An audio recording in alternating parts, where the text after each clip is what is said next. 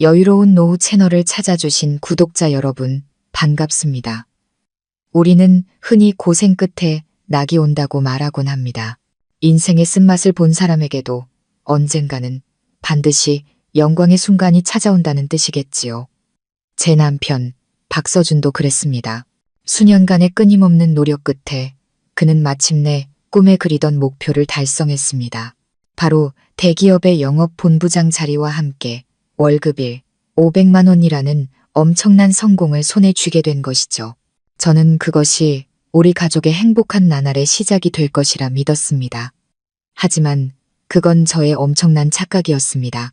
영광은 남편을 더 너그럽게 만들기는커녕 그를 거만하고 잔인한 다른 사람으로 바꿔놓았습니다. 권력과 돈의 맛에 취해 있던 바로 그날 밤, 남편은 제가 진심으로 존경하는 저의 아버지께 망설임 없이 전화를 걸어 제 심장에 수천 개의 비수를 꽂는 말을 내뱉었습니다. 아버님, 저는 이제 본부장입니다. 제 위치가 달라졌어요. 따님은 이제 제 수준에 맞지 않습니다. 아버님이 직접 오셔서 이 짐덩이 데려가세요. 7년간의 희생, 7년간 쌓아올린 저의 세상이 단 한마디 말에 산산조각나 무너져 내렸습니다. 하지만 남편은 아마 상상도 못했을 겁니다. 바로 다음 날 자신이 그토록 무시했던 촌스러운 장인이 회장님 의자에 위엄있게 앉아 자기 자신의 해고, 통지서를 들고 있는 모습을 보게 되리라고는 말입니다.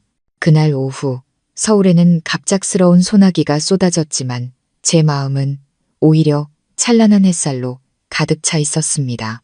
방금 남편 서준에게서 메시지를 받았기 때문입니다. 나 승진했어. 영업본부장으로. 짧은 문자 한 줄이었지만 저는 거실 한가운데서 펄쩍펄쩍 뛸 만큼 기뻤습니다. 저는 이 날을 7년 동안이나 기다려왔습니다. 제 청춘의 3분의 1에 해당하는 7년이라는 시간 동안 저는 남편이 안심하고 자신의 꿈을 향해 달려갈 수 있도록 든든한 버팀목이 되어 주었습니다. 그리고 오늘 마침내 그 달콤한 결실을 맺은 것입니다. 대형 건설사의 영업본부장. 월급은 무려 500만 원에 달한다고 했습니다. 그 액수는 누군가에게는 평생 모아도 만지기 힘든 돈이지만 저에게는 남편의, 아니 우리 두 사람의 모든 노력과 희생에 대한 값진 보상이었습니다. 저는 서둘러 얇은 외투를 걸치고 빗속을 뚫고 집 근처 시장으로 달려갔습니다. 남편을 축하하기 위해 제 손으로 직접 근사한 저녁 식사를 준비하고 싶었습니다. 평소에는 감히 쳐다보지도 못했던 신선한 킹크랩을 사고 남편이 TV에서 볼 때마다 감탄하던 고급 와인도 한 병 샀습니다. 오늘 밤 우리의 작은 아파트를 세상에서 가장 고급스러운 레스토랑으로 만들고 싶었습니다. 오직 우리 두 사람만을 위한 곳으로요. 요리를 하면서 저는 집에 돌아올 남편의 얼굴을 상상했습니다. 분명 깜짝 놀라겠죠. 그리고는 저를 힘껏 껴안아 줄 겁니다. 우리는 함께 와인잔을 부딪히며 미래에 대한 계획을 이야기할 거예요. 어쩌면 곧 더 큰 집을 사서 강원도에 홀로 계신 아버지를 모시고 와 함께 살 수도 있겠죠. 저희 아버지는 은퇴하신 초등학교 선생님이십니다. 평생을 고생하며 저를 키워주신 아버님께 조금이라도 더 편안한 노후를 선물해 드리는 것이 제 오랜 꿈이었습니다. 마늘을 곁들인 킹크랩찜을 접시에 예쁘게 담고 있을 때 갑자기 전화벨이 울렸습니다. 화면에 뜬 사랑하는 아빠라는 두 글자를 보고 저는 미소를 지으며 전화를 받았습니다. 남편의 기쁜 소식을 빨리 자랑하고 싶었죠. 하지만 제가 입을 떼기도 전에 수화기 너머로 아버지의 낮고 어딘가 낯선 목소리가 들려왔습니다. 아버지의 목소리에는 제가 기대했던 기쁨 대신 말로 표현하기 힘든 무거운 무언가가 내려앉아 있었습니다. 지수야, 지금 집에 혼자 있니? 네, 아빠. 저녁 준비하고 있었어요. 무슨 일 있으세요? 근데 아빠, 서준 씨가요. 아버지는 제 말을 끊으셨습니다. 평소에는 절대 그러지 않는 분이셨죠. 아버지의 목소리는 한층 더 진지해졌습니다. 지수야, 아빠 말 잘 듣거라. 방금 박서방이 나한테 전화를 했었다. 순간 제 마음이 쿵 내려앉았습니다. 서준 씨가 아버지께 전화를? 왜 저에겐 아무 말도 안 했지? 아, 저를 놀라게 해주려고 장인어른께 직접 기쁜 소식을 전하고 싶었나 보구나. 저는 속으로 남편이 참 속도 깊다고 생각하며 미소를 지었습니다. 네, 아빠한테도 승진 소식 전하려고 전화했나 봐요.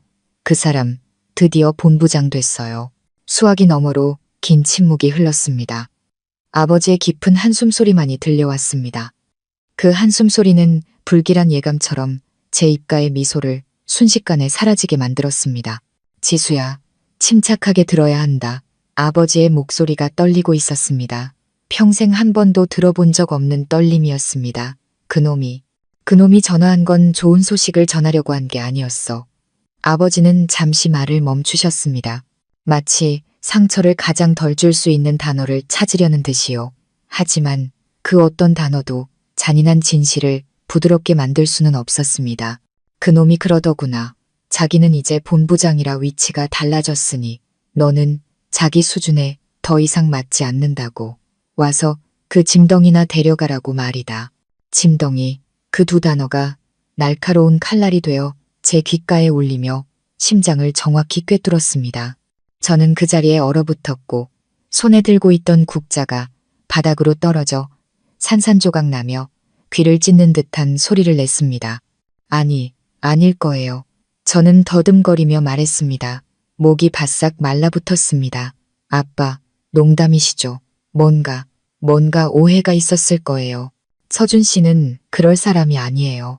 나도 그게 농담이길 바랐다. 딸아, 아버지의 목소리가 메어왔습니다. 하지만 그놈은 아주 분명하고 또렷하게 말했어.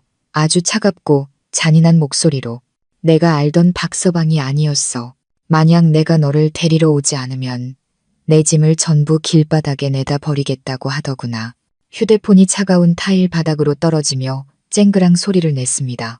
지금 제 심장처럼 산산조각이 나버렸죠. 귀가 멍해지고 주변의 모든 것이 빙글빙글 돌았습니다. 식탁 위에 근사한 저녁, 식사, 반짝이는 촛불, 값비싼 와인. 모든 것이 한순간에 의미를 잃고 빛이 발했습니다. 저는 국자 조각들과 그리고 제가 완벽하게 행복하다고 믿었던 결혼 생활의 파편들 사이로 바닥에 주저앉았습니다. 눈물조차 흐르지 않았습니다. 극심한 고통과 충격에 눈물마저 얼어붙어 버린 것 같았습니다. 7년 동안 저는 제 꿈과 경력을 포기하고 남편의 뒤에서 묵묵히 내조하는 아내의 삶을 받아들였습니다. 7년 동안 뇌졸중으로 쓰러진 시어머니를 돌보고 시아버님의 식사와 잠자리를 챙겼습니다. 7년 동안 한 푼, 두 푼 아끼고 돌아가신 어머니의 유품인 목걸이까지 팔아 남편의 학원비와 인맥 관리를 위한 교재비를 마련해 주었습니다. 그 모든 희생의 대가가 고작 이것이었을까요? 와서 데려가라는 그 잔인한 한마디. 남편이 가장 성공한 바로 그날, 그는 자신의 조강지처인 저를 가장 잔인하고 무자비한 방식으로 버리기로 선택한 것입니다. 제가 뭘 잘못한 걸까요? 아니면 제 희생이 그의 눈에는 그저 어리석은 짓에 불과했던 걸까요? 제가 감히 상상조차 해보지 못했던 끔찍한 진실이 서서히 모습을 드러내고 있었습니다. 그리고 저는 이제 제 인생의 폭풍우가 비로소 시작되었음을 직감했습니다. 저는 차가운 타일 바닥에 주저앉아 있었습니다. 주변에는 산산조각 난 국자와 7년 결혼 생활의 파편들이 흩어져 있었습니다. 정성껏 차린 저녁 식사는 싸늘하게 식어버렸고 타담한 초는 뜨거운 촛농을 식탁 위로 뚝뚝 떨어뜨렸습니다. 마치 저의 소리 없는 눈물처럼요. 창밖의 비는 여전히 거세게 내리치고 있었습니다. 빗방울이 유리창을 때리는 소리는 밖으로 터져나오지 못하는 제 마음속 고통의 절규 같았습니다. 짐덩이, 그 두 단어가 제 머릿속을 헤집으며 숨도 쉴 수 없을 만큼 고통스럽게 만들었습니다. 저는 기억을 더듬고 지난 7년의 구석구석을 뒤져 이 잔인함에 대한 이유와 설명을 찾으려 애썼습니다. 그러자 기억은 느린 영화 필름처럼 저를 첫 만남의 그날 박서준이라는 남자에게 제 미래 전부를 걸었던 그날로 데려갔습니다. 7년 전 저는 명문대 경제학과 졸업을 앞둔 김지수였습니다. 눈에 띄게 아름다운 외모는 아니었지만 제게는 젊음의 자신감과 긍정적인 에너지가 넘쳤습니다. 저는 우수한 성적으로 졸업했고 졸업과 동시에 세 곳의 대형 금융그룹으로부터 동기들이 부러워할 만한 초봉을 제시받은 입사 제안서를 손에 쥐고 있었습니다. 그때 제 미래는 장미와 햇살로 가득한 탄탄대로처럼 보였습니다. 강원도에 계신 늙은 교사, 아버지는 자랑스러움을 감추지 못하셨죠. 전화기 너머로 아버지의 목소리가 떨렸습니다. 우리 딸 정말 장하다. 높이, 더 멀리 날아가렴. 아빠 걱정은 조금도 하지 말고. 저는 성공한 커리어우먼이 되어 돈을 많이 벌어 아버지를 봉양하고 편안한 노후를 선물해 드리겠다고 다짐했습니다. 하지만 운명은 저를 서준 씨와 만나게 했습니다. 그는 저보다 2학번 위 선배였고 학구적인 외모에 온화한 미소, 그리고 강한 성공 의지를 가진 남자였습니다. 그는 대단한 집안 배경을 가진 것도 아니었고 부모님은 평범한 공무원이셨지만 그에게는 저를 끌어당기는 진실함과 큰 포부가 있었습니다. 우리는 사랑에 빠졌습니다. 풋풋하고 꿈으로 가득한 캠퍼스 커플이었죠. 제가 졸업하던 날 그는 제게 청혼했습니다. 그는 교정의 낡은 나무 아래서 제 손을 꼭 잡았습니다. 그때 그의 눈빛은 너무나 간절하고 진실해서 잊을 수가 없습니다. 지수야, 지금 내 손에 아무것도 없다는 거 알아. 하지만 약속할게. 네가 날 믿고 내 곁에 있어 준다면 5년, 아니 10년 뒤에는 반드시 네가 아무 걱정 없이 살게 해줄게. 나는 네가 필요해.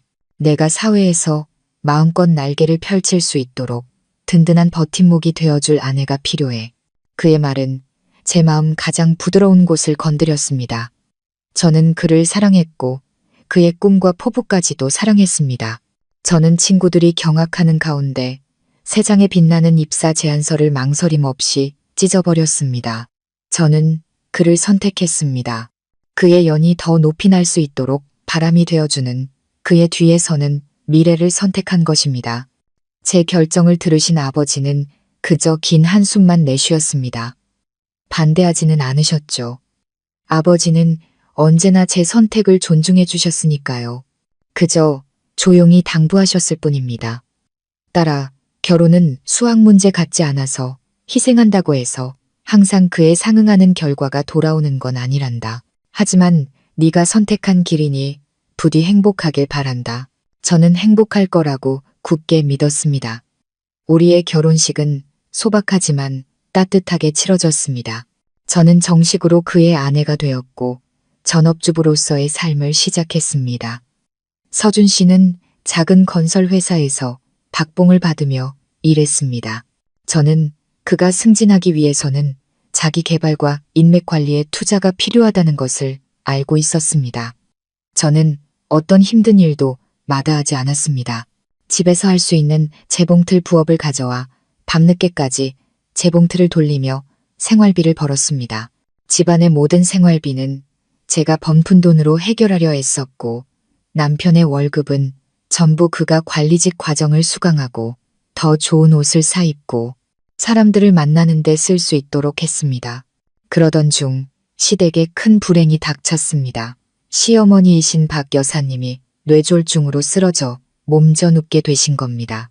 모든 간병의 부담은 제 어깨 위로 떨어졌습니다. 시아버님은 온화한 분이셨지만 건강이 좋지 않으셨습니다.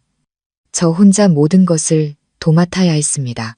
아침 일찍 일어나 온 가족의 식사를 준비하고 시어머니의 용변을 받아내고 죽을 떠먹이고 몸을 주물러 드렸습니다. 뇌졸중 환자를 돌보는 일은 상상 이상으로 고되고 힘들었지만 저는 단 한 번도 불평하지 않았습니다. 남편의 어머니이니 제가 책임져야 한다고만 생각했습니다. 서준 씨도 제 고생을 보며 무척 미안해했습니다. 그럴 때마다 그는 저를 끌어안고 고맙다고 말해주었습니다. 여보, 너무 힘들게 해서 미안해. 내가 당신에게 평생 갚아도 모자랄 빚을 졌어. 그 말 한마디, 그 따뜻한 포옹이 제가 버틸 수 있는 힘이 되었고 제 모든 희생이 가치 있다고 믿게 만들었습니다. 한 번은 서준 씨가 자신의 경력을 통째로 바꿀 수 있는 중요한 사업에 투자할 큰돈이 필요했던 적이 있습니다. 액수는 1억 원에 달하는 당시 우리에게는 상상도 할 수 없는 큰돈이었습니다. 남편이 먹지도 자지도 못하며 걱정하는 모습을 보며 저는 한치의 망설임도 없이 행동했습니다. 저는 돌아가신 어머니가 남겨주신 유일한 유품인 금목걸이를 몰래 꺼내 들었습니다. 저는 아무런 미련 없이 그것을 금은방에 가져가 팔았습니다. 돈을 손에 쥐고 저는 남편에게 강원도에 계신 아버지가 땅을 파셔서 주신 돈이라고 거짓말을 했습니다. 서준 씨는 그 돈을 받아들고 눈시울을 붉혔습니다. 그는 제 앞에 무릎을 꿇었습니다. 지수야, 하늘에 맹세할게. 나중에 꼭 성공해서 장모님께 100배는 더 크고 아름다운 목걸이를 사드릴게. 저는 눈물을 흘리며 그를 일으켜 세웠습니다. 저는 아무것도 필요 없었어요. 그저 당신이 성공하고 우리 가족이 행복하기만 하면 됐습니다. 강원도에 계신 아버지도 제가 고생하는 것을 알고 계셨습니다. 가끔 빠듯한 연금에서 몇 푼씩 떼어 제게 보내주시곤 했습니다. 아버지의 꼬깃꼬깃한 돈을 받을 때마다 제 마음은 미어졌습니다. 아버지는 항상 낡고 해진 옷을 입고 변변찮은 식사를 하시면서 오직 딸을 위해 돈을 모으셨습니다. 아빠는 괜찮아. 너 혼자 시댁 식구들 다 챙기느라 얼마나 고생이 많니. 이 돈으로 새 옷이라도 사 입고 나중에 태어날 우리 손주 우유라도 사주렴. 전화기 너머로 들려오는 아버지의 목소리는 언제나 다정하고 따뜻했습니다. 시댁 식구들 눈에 저희 아버지는 그저 기댈 것 하나 없는 시골의 가난한 교사에 불과했지만 저에게 아버지는 온 세상이었고 가장 든든한 정신적 지주였습니다. 그렇게 7년이라는 긴 세월이 흘렀습니다. 여대생의 부드럽던 손은 어느새 굳은 살이 박여 거칠어졌습니다. 저는 제 청춘과 아름다움 그리고 경력 전부를 남편의 성공이라는 나무를 키우는데 쏟아부었습니다. 저는 그 나무가 꽃을 피우고 열매를 맺으면 제가 가장 먼저 그 달콤한 열매를 맛보게 될 것이라 믿었습니다. 하지만 저는 몰랐습니다. 열매가 익은 그날이 바로 제가 제 손으로 가꾼 그 정원에서 쫓겨나는 날이 될 줄은. 지난 7년간의 시집살이에서 서준 씨의 성공이 제가 온 힘을 다해 올라야 할 산이었다면 시어머니 박 여사님은 제 삶을 짓누르는 가장 크고 무거운 바위였습니다. 뇌졸중으로 쓰러지시기 전 시어머니는 예리하고 허영심이 강하며 지위라는 두 글자에 집착하는 분이셨습니다. 저를 미워하지는 않으셨지만 저를 경멸하셨습니다. 저의 가난한 시골 집안을 경멸하셨죠. 시어머니 눈에 저는 자신이 완벽하게 그려내고자 하는 가족이라는 그림에 생긴 흠집과도 같았습니다.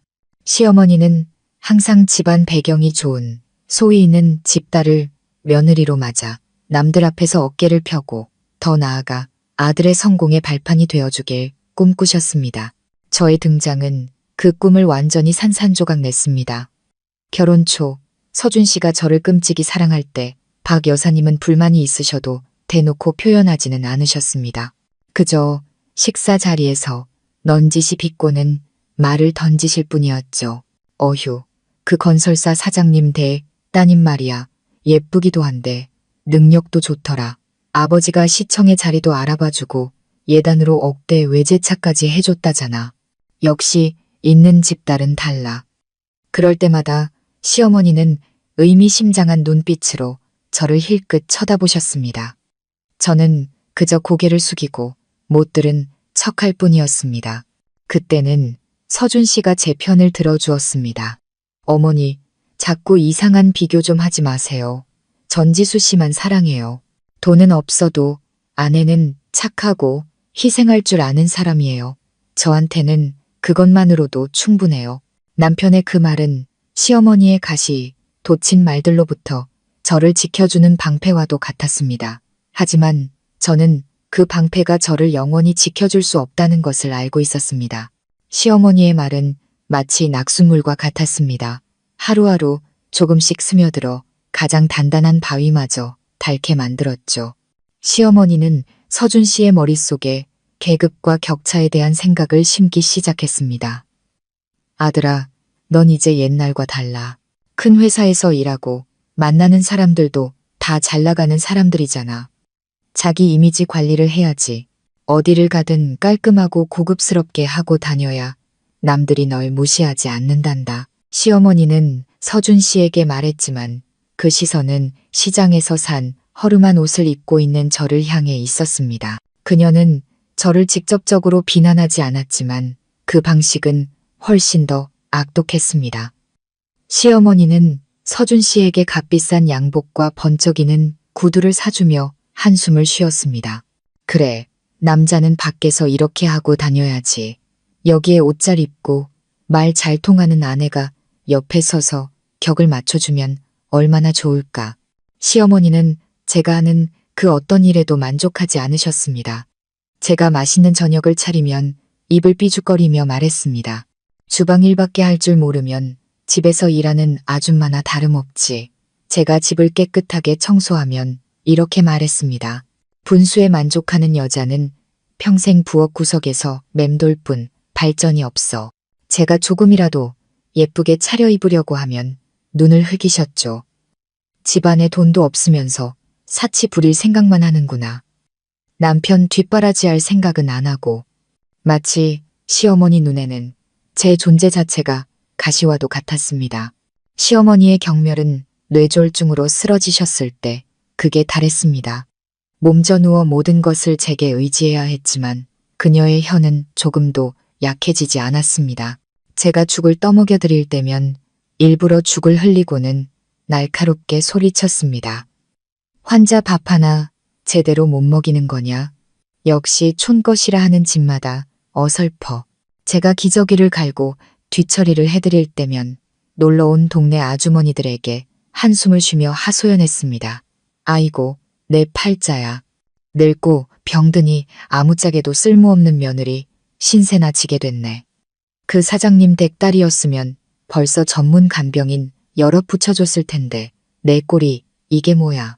그녀는 저의 헌신적인 간병을 마치 자신이 베푸는 은혜인 양 만들었고 저를 이 집에 머물기 위해 자신을 모셔야 하는 식객으로 둔갑시켰습니다. 가장 무서운 것은 시어머니의 그 말들이 서준 씨의 마음속에 서서히 스며들었다는 것입니다. 그는 변하기 시작했습니다. 처음에는 저를 보호하기 위해 어머니와 다투기도 했습니다. 하지만 점점 다툼은 줄어들었고 그 자리를 침묵이 대신했습니다. 그는 더 이상 제 편을 들지 않았습니다. 시어머니가 저를 타박할 때면 그저 자리를 피할 뿐이었습니다. 그러던 어느 날 그가 직접 시어머니의 말을 반복했습니다. 여보, 당신 요즘 옷차림이 너무 후줄근한 것 같아. 조금은 신경 쓰는 게 어때? 곧 본부장 될 사람 아내가 밖에서 그런 모습 보이면 남들이 비웃는다고. 그의 말은 비록 부드러웠지만 시어머니의 그 어떤 모진 말보다 제 가슴을 아프게 했습니다. 저는 알 수 있었습니다. 그의 마음속 마지막 보루가 무너졌다는 것을. 시어머니는 성공한 것입니다. 그녀는 자신의 아들 머릿속에 조강지처인 제가 그의 성공 가도의 걸림돌이자 짐이라는 생각을 심어주는데 성공했습니다. 시어머니의 악담이 저희 사랑의 기반을 서서히 갉아먹는 장맛비였다면 최유라의 등장은 모든 것을 한꺼번에 쓸어버린 거대한 태풍이었습니다. 최유라. 나중에 알게 된 그 이름은 서준 씨가 다니는 회사의 부회장 딸이었습니다. 그녀는 진정한 의미의 상속녀였습니다. 영국에서 유학을 마쳤고 아름답고 세련되었으며 태어날 때부터 모든 것을 가진 자의 오만함을 지니고 있었습니다. 서준 씨의 변화는 약 1년 전 그가 제주도의 고급 리조트 개발 프로젝트를 책임지게 되면서부터 시작되었습니다. 그 프로젝트는 회사 역사상 가장 큰 규모였고 투자사의 대표 자격으로 최유라가 그의 팀과 직접 일하기 위해 파견되었습니다. 처음에는 저도 아무 의심이 없었습니다. 오히려 남편을 위해 기뻐했죠. 이것이 그의 능력을 증명하고 성공 가도를 넓힐 절호의 기회라고 생각했습니다. 매일 저녁 그가 집에 돌아오면 저는 따뜻한 물을 받아 그의 발을 주물러주고 뭉친 어깨를 마사지해 주었습니다. 저는 그의 일에 대한 어려움과 스트레스, 그리고 밤늦게까지 이어지는 회의에 대한 이야기를 들어주었습니다. 그는 프로젝트와 설계도면 계획에 대해서는 많은 이야기를 했지만 동료들, 특히 최유라에 대해서는 거의 언급하지 않았습니다. 가끔 무심코 이런 말을 툭 던질 뿐이었습니다. 그 최유라라는 여자 진짜 공주님이야.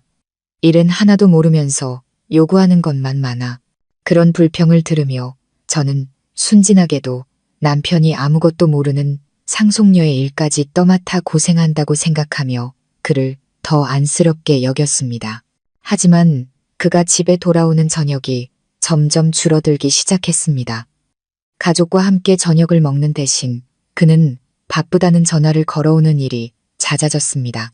여보, 오늘 갑자기 파트너사와 회의가 잡혔어. 먼저 저녁 먹고 있어. 기다리지 마. 오늘은 팀 전체가 현장 답사를 가야 해서 밤늦게 들어갈 것 같아. 프로젝트가 막바지라 회사에서 야근해야 해. 먼저 자. 이유는 모두 그럴듯했고 남편을 언제나 믿었던 저는 조금도 의심하지 않았습니다. 저는 그저 묵묵히 그의 밥을 데워놓고 밤늦게까지 그를 기다리다 소파에서 잠들기 일쑤였습니다. 그가 돌아왔을 때 그의 몸에서는 짙은 술 냄새와 그의 것이 아닌 낯선 향수 냄새가 났습니다. 그는 접대 때문이었다고 대충 둘러대고는 서둘러 욕실로 들어갔습니다. 그는 더 이상 저를 안아주지도 사랑한다고 말해주지도 않았습니다. 그저 조용히 침대에 누워 등을 돌리고 잠이 들 뿐이었습니다. 우리 사이의 거리는 점점 더 벌어졌습니다. 그것은 지리적인 거리가 아니라 바로 우리 집 안에 생긴 보이지 않는 깊은 심연이었습니다. 단순히 통화 용도였던 휴대폰은 이제 그의 몸의 일부가 되었습니다. 그는 샤워를 하거나 화장실을 갈 때조차 휴대폰을 손에서 놓지 않았고 화면은 항상 바닥을 향해 엎어져 있었으며 전에는 없었던 비밀번호까지 설정해 두었습니다. 가끔 제 옆에 앉아 있으면서도 그는 몰래 누군가에게 문자를 보내며 혼자 미소를 짓곤 했습니다. 제가 누구냐고 물으면 그는 손사래를 쳤습니다. 아, 팀원들이 업무 얘기하는 거야. 별거 아니야. 하지만 여자의 직감은 그것이 평범한 업무 문자가 아니라고 말해주고 있었습니다. 이유 없는 짜증이 늘어났습니다. 그는 사소한 일에도 예민하게 반응하고 쉽게 화를 냈습니다. 하루는 제가 그저 걱정스러운 마음에 물었습니다. 요즘 일 때문에 많이 힘들어요? 얼굴에 짜증이 가득하네요. 그는 즉시 날카롭게 쏘아붙였습니다. 당신이 뭘 안다고 물어? 집에서 부엌일이나 하는 사람이 사회생활의 스트레스를 어떻게 이해해? 쓸데없는 소리 좀 그만해. 피곤해 죽겠으니까.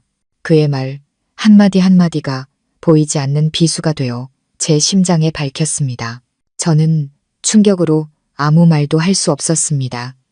저의 다정하고 따뜻했던 남편이 어떻게 저렇게 악독한 말을 할 수 있는지 믿을 수가 없었습니다.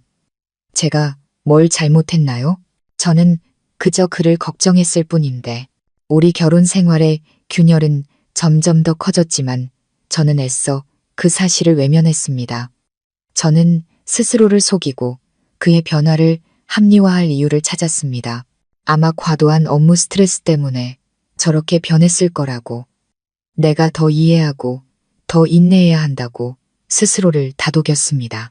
저는 묵묵히 그와 그의 가족을 돌보았습니다. 프로젝트가 끝나고 모든 스트레스가 사라지면 그가 예전의 남편으로 돌아올 것이라는 희망을 놓지 않았습니다. 저는 몰랐습니다. 한번 변한 사람의 마음은 결코 되돌아올 수 없다는 것을. 그가 승진하기 몇 달 전에 어느 저녁이 생각납니다. 우리의 결혼 기념일이었죠. 저는 특별히 그가 좋아하는 음식들을 만들고 촛불을 켜고 감미로운 음악을 틀었습니다. 오래도록 식어버린 부부 사이의 감정을 다시 데우고 싶었습니다. 하지만 저는 기다리고 또 기다렸습니다. 자정이 다 되어서야 그는 만취 상태로 돌아왔습니다. 그는 저를 알아보지 못했습니다. 제 이름을 부르면서도 술김에 다른 이름을 불렀습니다. 유라 씨, 나한테 더 이상 화내지 마요. 그 말은 비록 술주정이었지만 제 귀에는 청천벽력처럼 들렸습니다. 제 심장은 산산조각 났습니다. 그랬군요. 업무 스트레스가 아니었던 겁니다. 그를 변하게 하고 그의 마음을 사로잡은 사람은 바로 그가 항상 불평하던 그 상속녀였던 것입니다. 다음 날 아침 술에서 깬 그는 넋이 나간 제 얼굴을 보고 허둥지둥 변명하기 시작했습니다. 너무 취해서, 그리고 그녀와 너무 오래 일하다 보니 잠시 헷갈렸다고 했습니다. 그는 용서를 빌며 다시는 이런 일이 없을 것이라고 약속했습니다. 그리고 저는 또다시 그를 믿기로 했습니다. 저는 그를 너무나 사랑했고 제 결혼이 벼랑 끝에 서 있다는 진실을 마주하기가 너무나 두려웠습니다. 저는 스스로 믿음의 파편들을 주워 담아 결코 예전처럼 온전해질 수 없다는 것을 알면서도 억지로 이어 붙이려 했었습니다. 저는 몰랐습니다. 그때 저의 나약함과 용서가 결국 그가 배신이라는 길로 더 깊이 빠져들도록 허락하고 방관하는 것이었다는 사실을. 바닥에 앉아 지난 일들을 되짚어보고 있을 때 갑자기 전화벨이 울렸습니다. 서준 씨였습니다. 그는 동료들과 중요한 파트너들을 초대해 도시에서 가장 고급스러운 레스토랑에서 큰 파티를 열 것이라고 했습니다. 그는 제게 아주 예쁘게 차려입고 오라고, 자기 얼굴에 먹칠하지 말라고 신신당부했습니다. 그 말을 듣자 제 마음속에 꺼져가던 희망의 불씨가 다시 살아났습니다. 아버지께 했던 그 말은 그냥 농담이었을 거라고, 어쩌면 그가 정말로 후회하고 있는지도 모른다고, 이 기회를 빌려 제 자리를 다시 확인시켜주고 그가 제게 준 상처를 보상해주고 싶어 하는 것일지도 모른다고 생각했습니다. 제가 직접 준비했던 식탁을 뒤로하고 저는 제가 가장 아끼는 에메랄드색 롱드레스를 꺼내 입었습니다. 밤새 잠 못 이뤄 생긴 다크서클과 피곤한 기색을 감추기 위해 옅은 화장을 했습니다. 제가 거실로 나서자 서준 씨는 저를 보고 잠시 놀란 듯한 표정을 짓더니 이내 고개를 끄덕였습니다. 괜찮네. 사모님 소리 들을 만하군. 그의 칭찬은 비록 형식적이었지만 제 마음을 따뜻하게 하기에는 충분했습니다. 저는 순진하게도 행복한 저녁이 저를 기다리고 있을 것이라 믿었습니다. 파티가 열리는 레스토랑은 서울의 야경이 한눈에 들어오는 초고층 빌딩의 꼭대기에 있었습니다. 공간은 신선한 꽃과 화려한 크리스탈 조명으로 눈부시게 장식되어 있었습니다. 손님들은 모두 지위가 있어 보이는 사람들이었고 하나같이 고급스러운 옷차림이었습니다. 이렇게 큰 행사에 처음 참석해보는 저는 어쩔 수 없이 조금 위축되고 어색한 기분이 들었습니다. 서준 씨는 제 손을 잡고 몇몇 사람들에게 저를 소개했습니다. 그는 짧게 말했습니다. 제 아내 김지수입니다. 그리고는 금세 일과 프로젝트에 대한 대화에 빠져들었습니다. 저는 그저 그의 곁에서 어색하게 미소 지으며 서 있을 뿐이었습니다. 마치 그의 성공 옆에 놓인 장식품, 희미한 그림자가 된 기분이었습니다. 그리고 그때 그녀가 나타났습니다. 최유라는 마치 여왕처럼 파티장에 들어섰습니다. 그녀는 몸매가 그대로 드러나는 과감한 디자인의 강렬한 붉은색 드레스를 입고 있었습니다. 웨이브 진 머리, 붉게 물든 입술, 그리고 목에는 반짝이는 다이아몬드 목걸이가 걸려 있었습니다. 모든 사람의 시선이 그녀에게 쏠렸습니다. 제 남편의 시선도 포함해서요. 최유라를 보자마자 서준 씨는 주변의 모든 것을 잊은 듯 했습니다. 그는 제 손을 놓았습니다. 사소한 행동이었지만 제게는 냉정한 칼날과도 같았습니다. 그는 서둘러 최유라에게 다가갔습니다. 그의 입가에 걸린 미소는 저와 함께 있을 때보다 훨씬 더 밝고 자연스러웠습니다. 유라 씨, 오셨군요. 오늘 정말 아름다우십니다. 그는 애정과 감탄이 가득한 목소리로 말했습니다. 감사합니다, 본부장님. 최유라가 웃으며 대답했습니다. 그녀의 시선이 저를 스쳐 지나갔습니다. 도전과 승리감으로 가득 찬 눈빛이었습니다. 그 순간부터 저는 완전히 버려졌습니다. 서준 씨와 최유라는 함께 서서 파티의 중심이 되었습니다. 그들은 함께 손님들을 맞이하고 함께 잔을 부딪히며 즐겁게 웃고 떠들었습니다. 그들은 마치 완벽하게 어울리는 한 쌍처럼 보였습니다. 반면 그의 정식 아내인 저는 구석으로 밀려났습니다. 저는 방 한 구석에 홀로 서서 와인잔을 들고 있었지만 한 모금도 넘길 수가 없었습니다. 주변 사람들의 시선이 제게 쏠리는 것이 느껴졌습니다. 호기심, 동정심, 그리고 수군거리는 소리들. 저 사람이 박 본부장 부인이라고? 왜 저렇게 촌스러워? 듣자 하니 저 최유라 씨가 진짜 애인이라던데. 심지어 부회장님 딸이잖아. 불쌍하네. 역시 조강지처는 내연녀만 못하다더니 한마디가 수천 개의 바늘이 되어 제 살갗을 찌르는 듯 했습니다. 얼굴이 화끈거리고 목이 메어왔습니다. 당장이라도 이곳을 뛰쳐나가고 싶었지만 발이 바닥에 붙어버린 듯 움직일 수가 없었습니다. 그들 앞에서 약한 모습을 보일 수는 없었습니다. 모욕의 절정은 서준 씨가 연설을 위해 무대에 올랐을 때였습니다. 그는 경영진과 동료들 그리고 자신을 지지해준 파트너들에게 감사의 말을 전했습니다. 그는 많은 이야기를 했지만 몇 분에 걸친 긴 연설 동안 7년의 청춘을 자신에게 바친 아내, 제 이름은 단 한 번도 언급하지 않았습니다. 대신 연설의 마지막에 그는 최유라를 향해 다정한 눈빛을 보냈습니다. 그리고 특별히 한 분께 깊은 감사의 말씀을 전하고 싶습니다. 저에게는 정말 특별한 파트너입니다.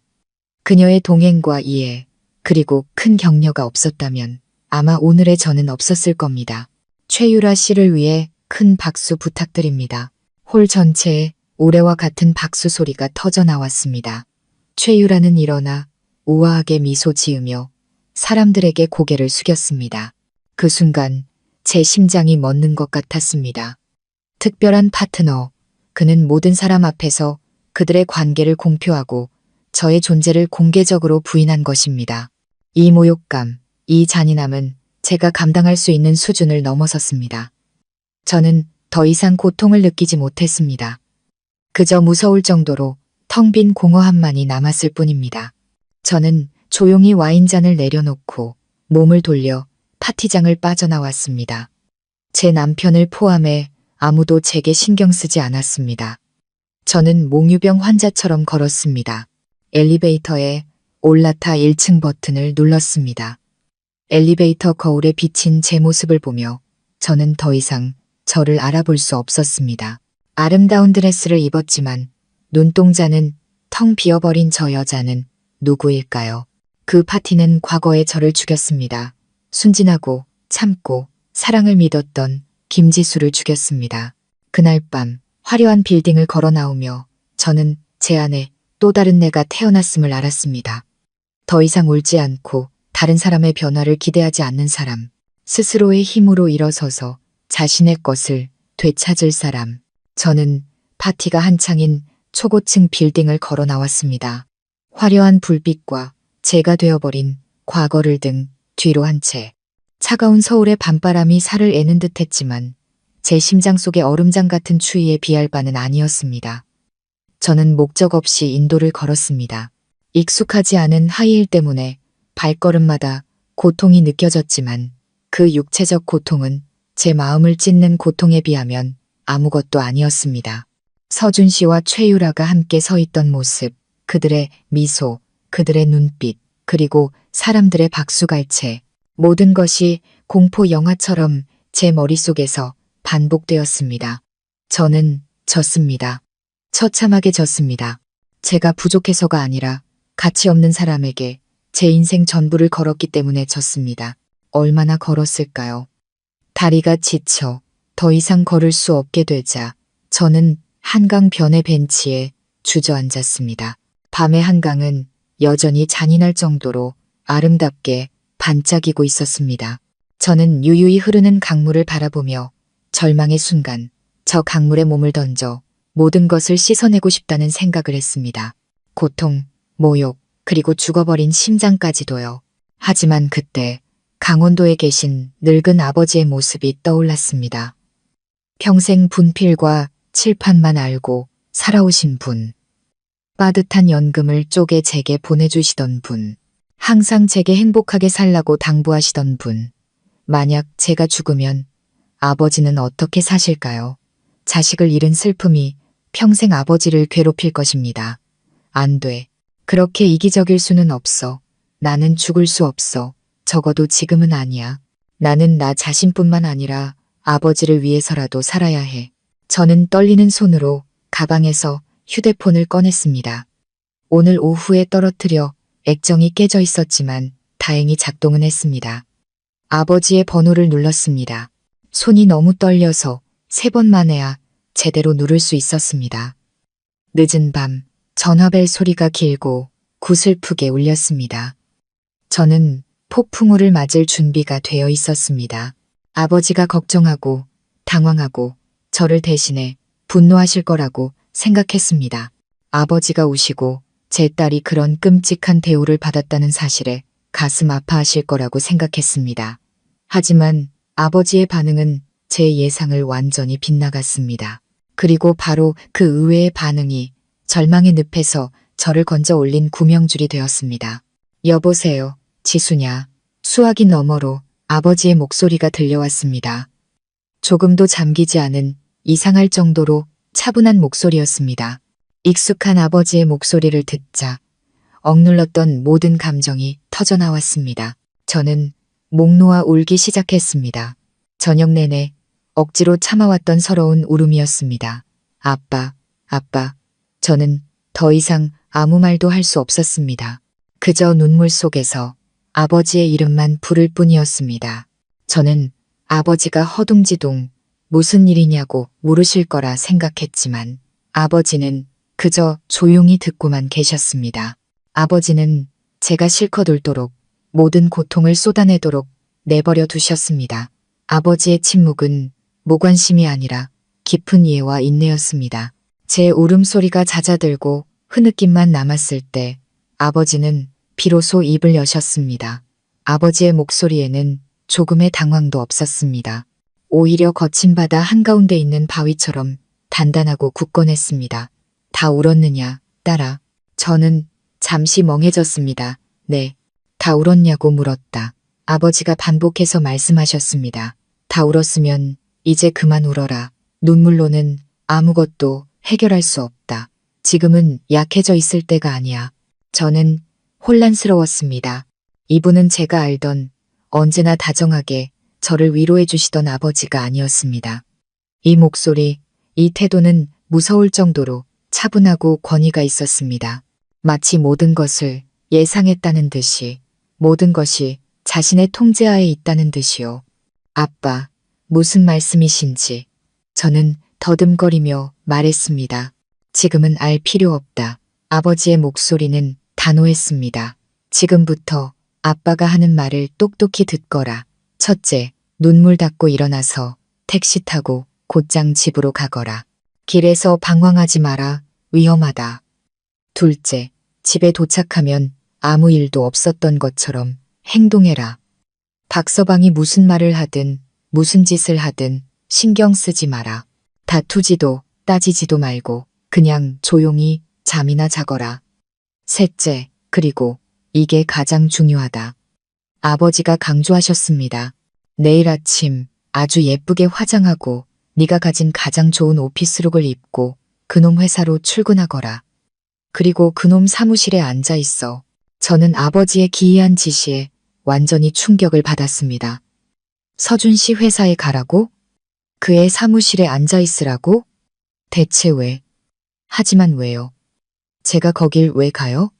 그 사람이 저를 그렇게 모욕했는데 제가 무슨 낯으로 누가 모욕당하러 가라고 했느냐. 아버지가 제 말을 끊었습니다. 아버지의 목소리에는 이제 단호함을 넘어 예측하기 힘든 깊은 의미가 담겨 있었습니다. 내 것을 되찾으러 가는 것이다.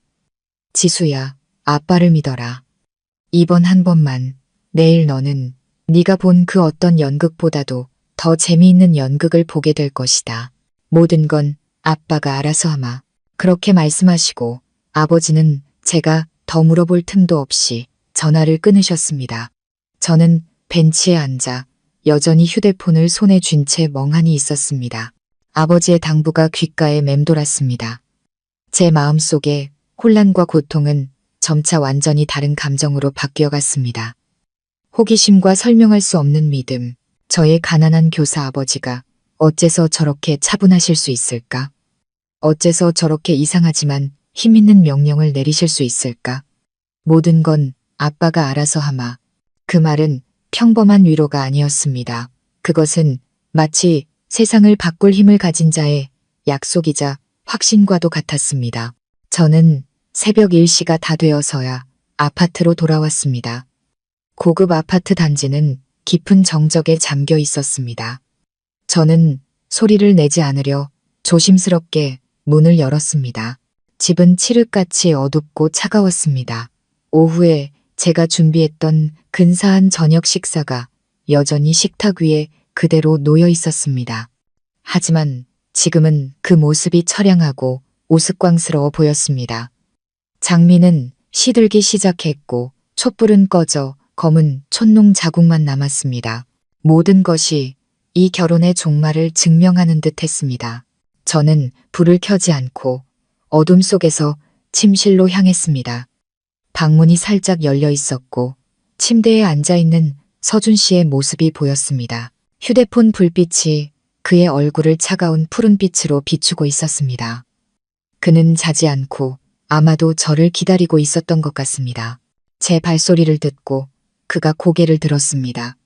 그의 눈빛은 날카롭게 차가웠습니다. 어디 갔다 이제 들어와 그는 물었습니다. 그의 목소리에는 걱정은 한 점도 없었고 오직 추궁과 짜증만이 담겨 있었습니다. 저는 대답하지 않았습니다.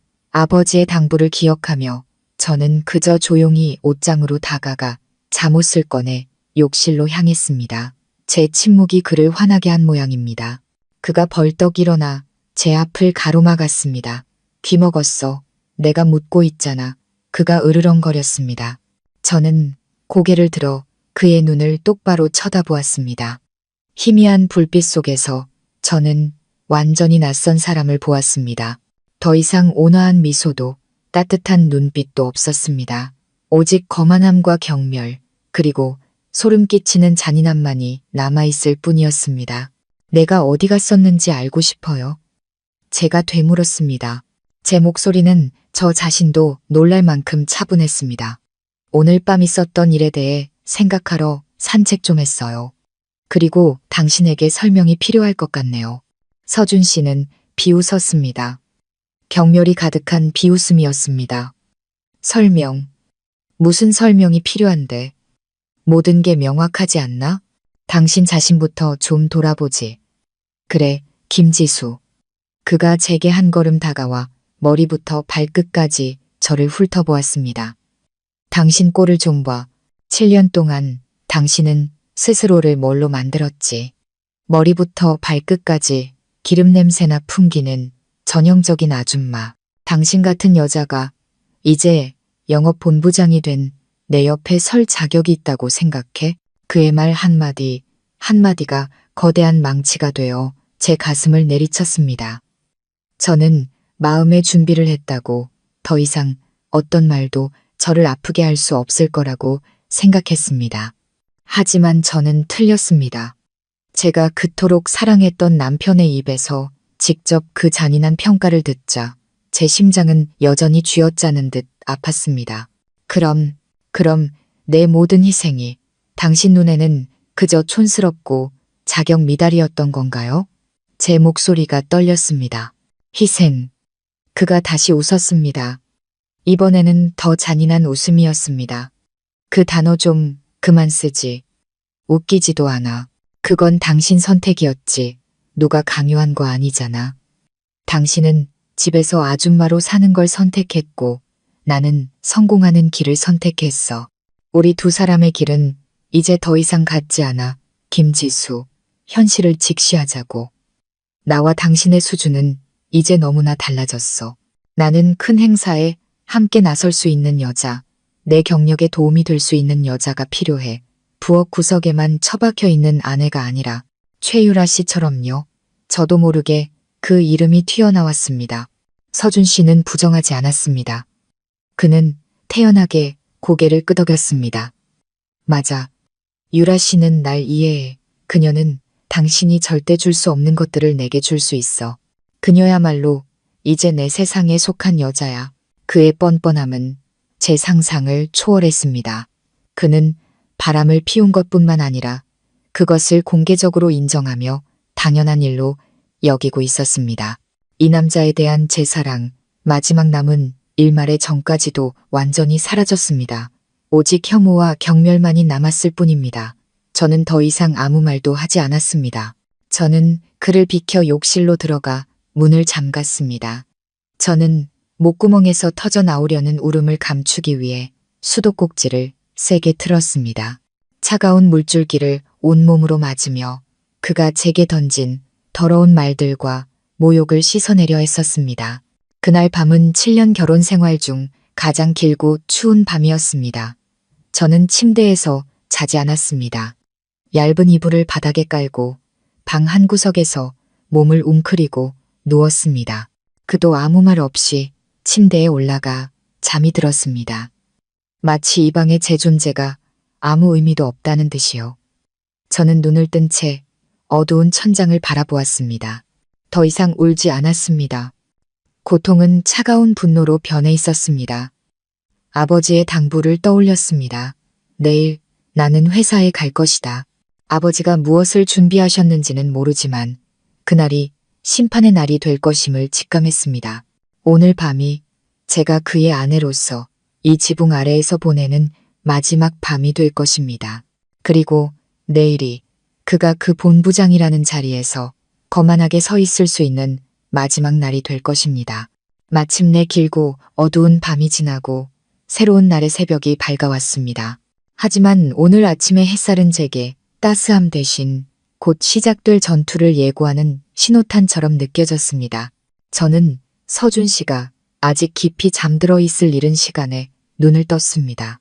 어젯밤 잔인한 말을 퍼부은 후 그는 마치 짓밟은 사람이 아내가 아니라 모르는 사람이기라도 한 듯 죄책감 하나 없이 편안하게 잠들었습니다. 저는 잠든 그의 얼굴을 바라보았습니다. 예전의 학구적인 모습이 아직 남아 있었지만 지금 제 눈에는 역겨운 위선으로만 보였습니다. 더 이상 고통스럽지 않았습니다. 오직 강철 같은 결심만이 남아있을 뿐이었습니다. 아버지의 당부를 떠올리며 저는 욕실로 들어가 거울 앞에 섰습니다. 거울 속 여자는 정말이지 비참해 보였습니다. 눈은 퉁퉁 부었고 얼굴은 창백하고 초췌했습니다. 안 돼. 이런 모습으로 회사에 갈 수는 없어. 그와 그의 세상 사람들이 내가 무너진 모습을 보게 할 수는 없어. 저는 아주 오랫동안 손대지 않았던 화장품 상자를 열었습니다. 붓고 검게 변한 눈가를 세심하게 가리고 피곤한 기색을 감추기 위해 얇게 파운데이션을 발랐습니다. 그리고 전에는 감히 시도해보지 못했던 짙은 붉은색 립스틱을 발랐습니다. 오늘 제게는 이 색깔이 필요했습니다. 이것이 주는 날카로움과 힘이 필요했습니다. 그리고 옷장을 열었습니다. 평소 입던 주부의 옷들을 지나치고 얌전한 원피스들도 지나쳤습니다. 제 손은 아주 오래전에 사두었던 검은색 정장 세트 앞에서 멈췄습니다. 꿈에 부풀었던 여대생 시절 금융그룹 면접을 위해 준비했던 옷이었습니다. 한 번도 입어본 적 없었죠. 오늘이 처음이자 가장 적절한 날이었습니다. 제가 옷을 갈아입고 나왔을 때 서준 씨가 막 잠에서 깨어나 침대에 앉아 있었습니다. 그는 졸린 눈으로 저를 보다가 놀라움과 조소가 섞인 표정을 지었습니다. 오, 우리 집 아줌마가 오늘 어딜 가시나? 꼭 성공한 사람처럼 보이네? 저는 대꾸하지 않았습니다. 그저 묵묵히 화장대로 다가가 향수를 살짝 뿌리고 가방을 들고 문으로 향했습니다. 야, 어디 가는데? 그가 저를 무시하는 태도에 짜증이 난 목소리로 외쳤습니다. 저는 뒤돌아 그의 눈을 똑바로 쳐다보며 또박또박 말했습니다. 당신 회사에요. 아버지가 오늘 꼭 가야 한다고 하셨거든요. 아버지라는 말에 그의 표정이 순간 굳었지만 이내 다시 거만한 표정으로 돌아왔습니다. 그는 비웃었습니다. 당신 아버지? 그 시골 촌구석 선생이 뭘 안다고 내 일에 끼어들어? 그 양반이 가라면 가. 거기 가서 뭐 하게? 깽판이라도 치게? 나 버리지 말라고 울면서 매달리려고? 소용없어. 김지수. 모든 건 이미 끝났어. 그는 몰랐습니다. 바로 그 경멸이 그를 죽이게 될 것이라는 사실을. 저는 더 이상 아무 말도 하지 않았습니다. 그저 입꼬리를 올려 알 수 없는 미소를 짓고는 몸을 돌려 걸어 나갔습니다. 혼란과 희미한 불안감에 휩싸인 그를 뒤로 한 채 저는 택시를 타고 HL그룹 본사가 있는 서울의 초고층 빌딩으로 향했습니다. 부와 권력의 상징인 그 빌딩 앞에 서자 심장이 조금 떨려왔습니다. 저는 심호흡을 한번 하고 가방끈을 꽉 쥔 채 안으로 들어갔습니다. 소파에 앉아있는 동안 손바닥은 이미 땀으로 축축했습니다. 시계를 보니 9시가 거의 다 되어가고 있었습니다. 그의 회의가 곧 시작될 시간이었습니다. 아빠, 어디 계세요? 뭘 하실 건가요? 아빠의 계획이 정말 효과가 있을까요? 수천 가지 질문이 제 머릿속을 맴돌았습니다. 약 15분 후 복도 끝에 있는 대외의실문이 닫혔습니다. 회의가 시작된 것입니다.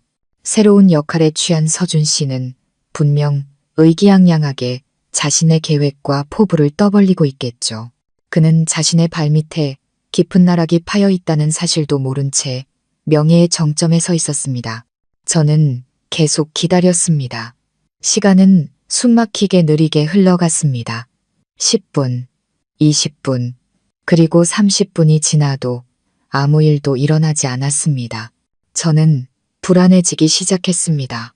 설마 아버지가 저를 위로하려고 그냥 하신 말씀이었을까?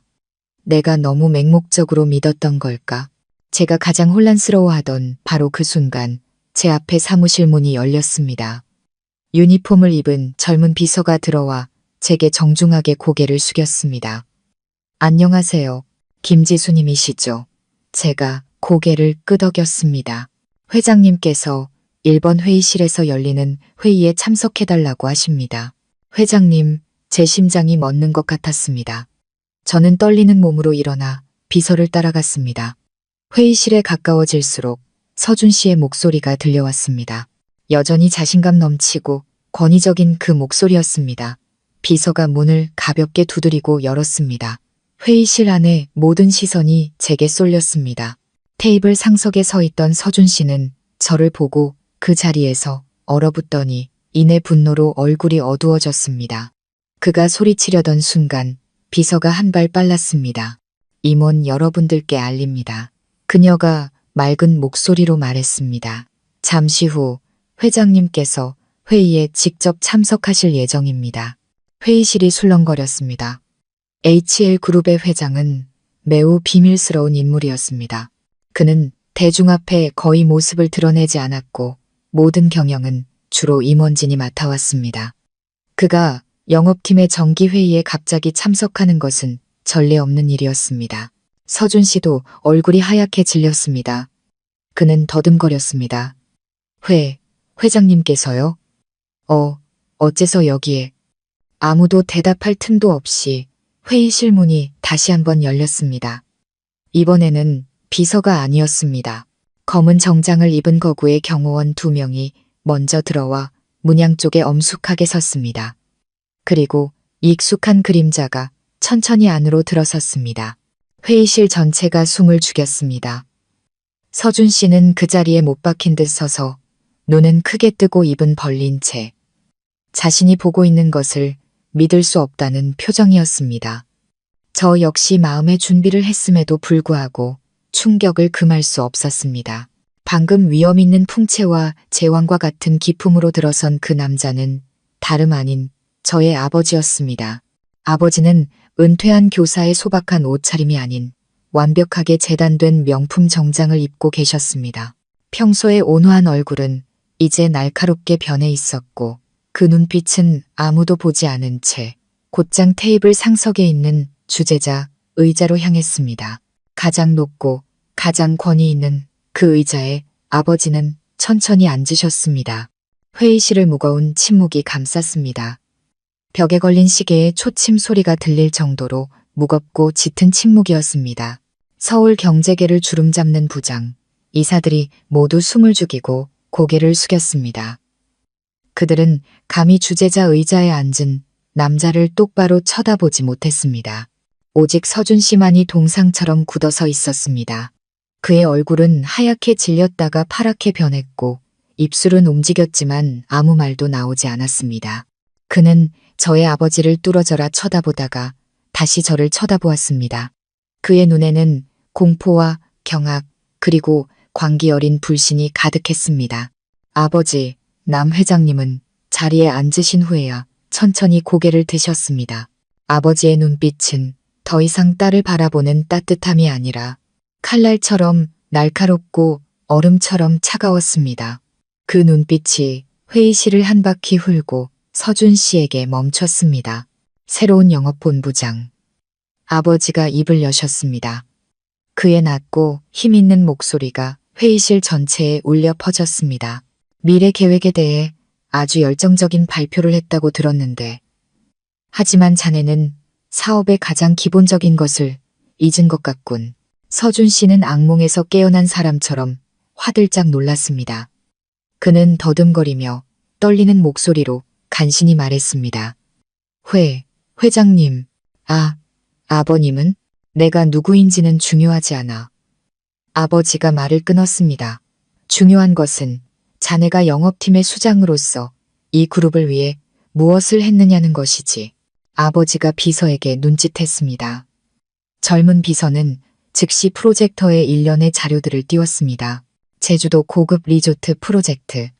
아버지가 말을 이었습니다. 그의 목소리는 평탄했지만 한 글자 한 글자가 망치처럼 느껴졌습니다. 그룹의 전략적인 프로젝트였지. 하지만 내부 감사팀의 보고에 따르면 심각한 자산 유출 정황이 포착되었더군. 프로젝터 화면에는 계약서와 청구서들이 나타났습니다. A사와의 건설 자재 공급 계약은 시장 가격보다 30% 이상 부풀려져 있었고 B사와의 디자인 컨설팅 비용은 허위 청구서였습니다. 그리고 흥미로운 점은 아버지가 잠시 말을 멈추고 차가운 미소를 지었습니다.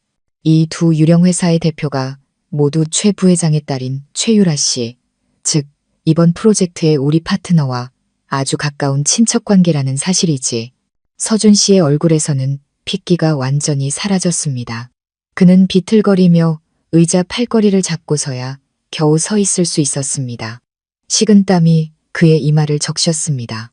그는 완벽하게 숨겼다고 생각했던 자신의 모든 추악한 행위가 이렇게 벌거벗겨진 채 빠르게 드러나리라고는 상상도 못했을 것입니다. 박서준 본부장, 아버지가 그의 이름을 불렀습니다. 목소리에는 이제 일말의 감정도 남아있지 않았습니다. 자네는 부여받은 직권을 남용하고 파트너와 결탁하여 회사 자금을 빼돌렸어. 막대한 손실을 입혔지. 이런 짓들이 내 눈을 속일 수 있을 거라고 생각했나? 아닙니다. 저는 억울합니다. 모든 것은 최유라 씨가. 서준 씨는 자신의 죄를 부인하며 책임을 연인에게 떠넘기려 했습니다. 그만. 아버지가 가볍게 테이블을 손으로 쳤습니다. 큰 소리는 아니었지만 회의실의 모든 사람들을 놀라게 하기에는 충분했습니다. 재정 문제뿐만이 아니야. 자네는 근무 시간 중에 파트너와 부적절한 관계를 맺으며 그룹의 이미지와 문화를 심각하게 훼손했어. 자네와 최유라 씨가 바로 이 사무실에서 찍힌 은밀한 영상, 보안 카메라에서 추출한 건데 여기 있는 모든 사람이 함께 보도록 틀어줄까?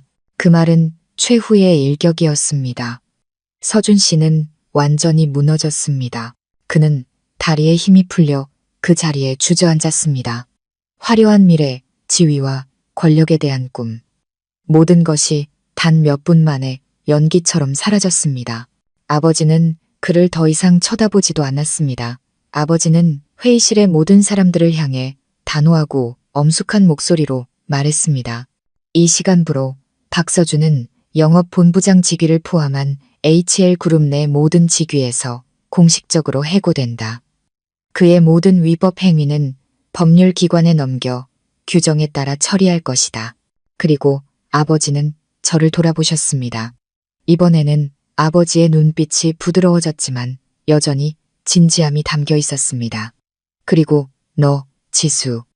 이 모든 위선과 배신을 목격한 너에게도 일부 책임이 있다. 너무 사람을 믿고 자기 자신의 가치를 잊을 만큼 희생한 것이 너의 잘못이다.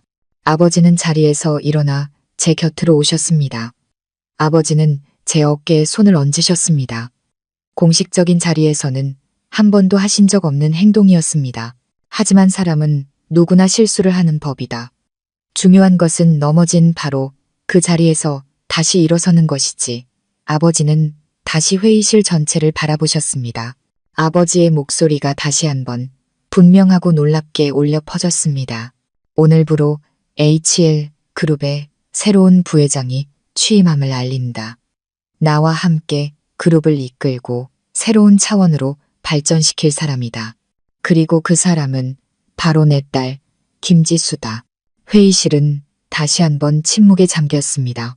하지만 이번에는 공포가 아닌 극도의 경악이었습니다.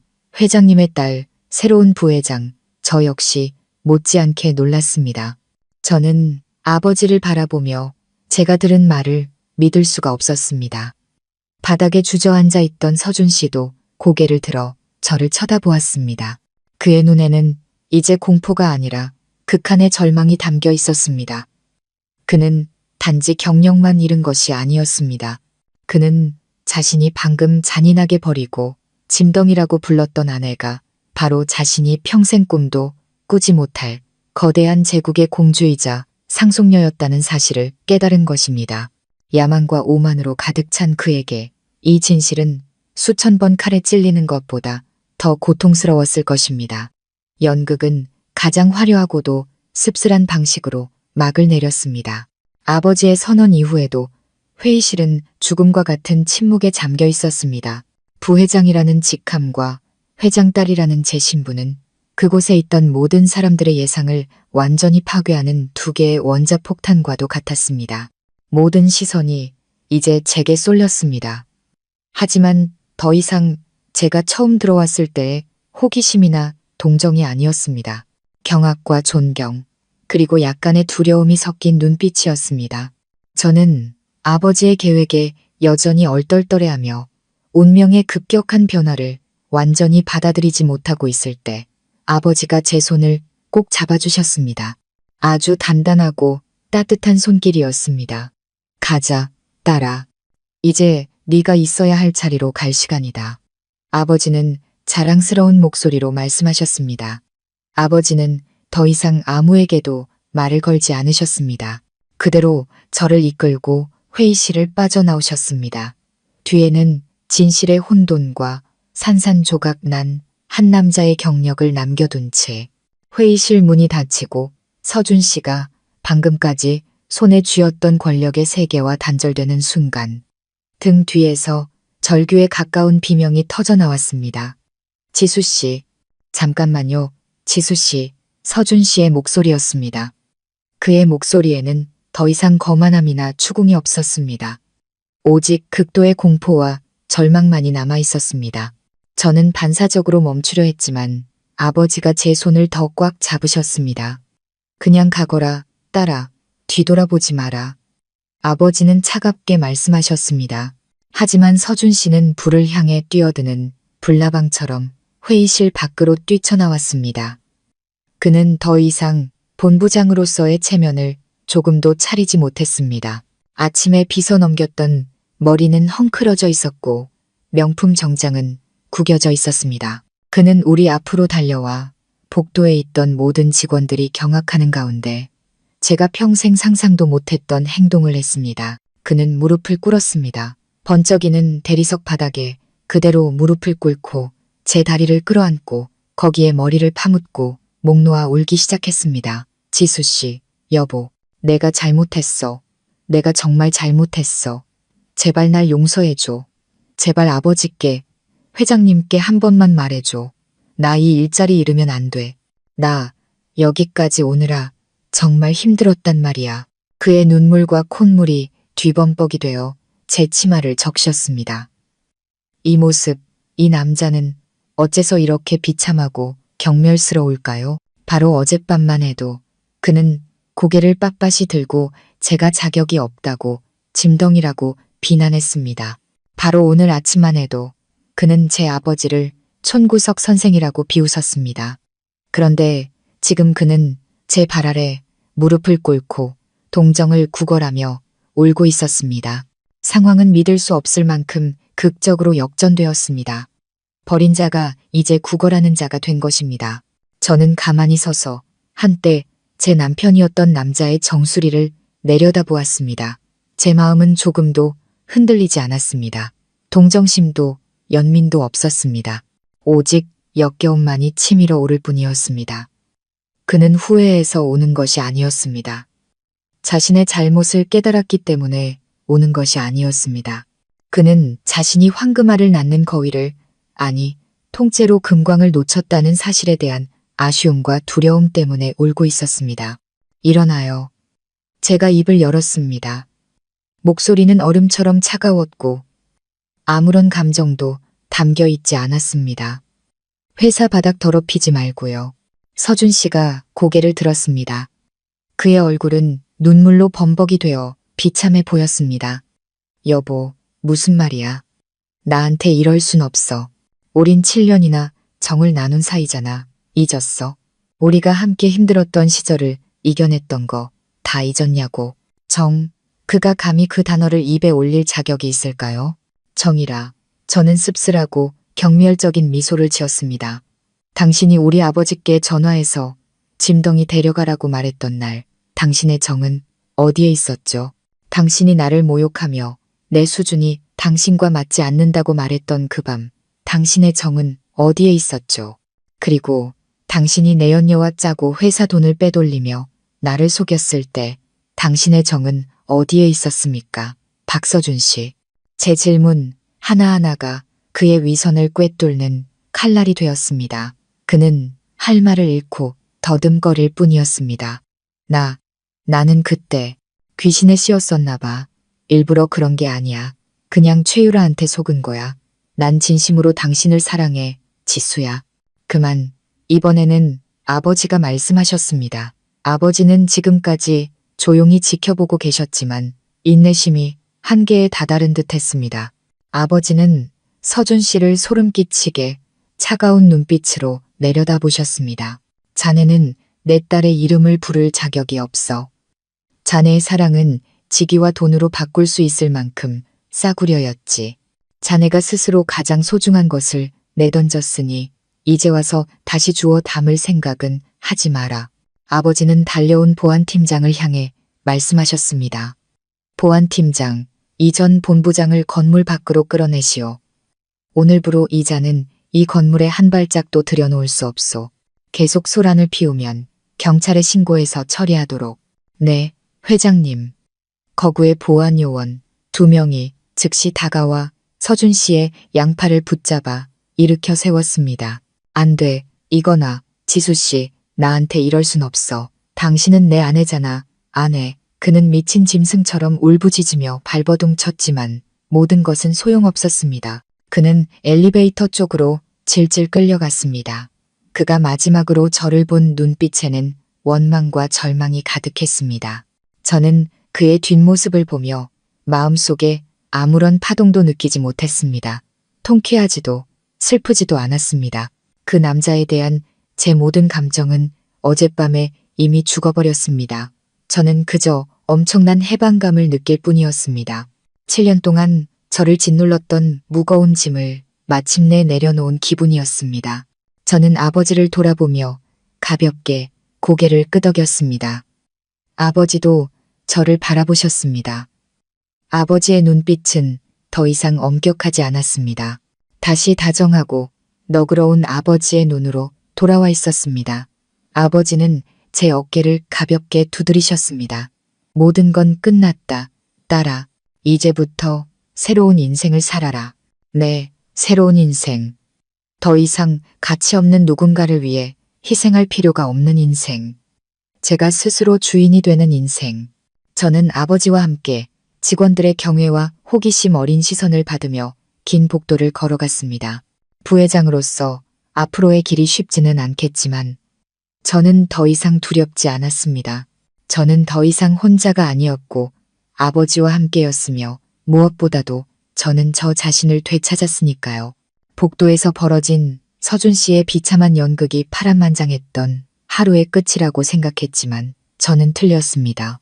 저는 그의 어머니 박 여사님의 광기와 뻔뻔함을 너무 과소평가했습니다. 아마 건물 밖으로 끌려나간 서준 씨가 절망 속에서 어머니에게 바로 전화를 걸어 방금 일어난 끔찍한 진실을 모두 털어놓았을 겁니다. 그리고 평생 허영과 돈만 좇으며 살아온 박 여사님은 아들이 단순히 직장을 잃은 것을 넘어 굴욕적으로 쫓겨났다는 소식을 듣고 가만히 있을 수 없었을 겁니다.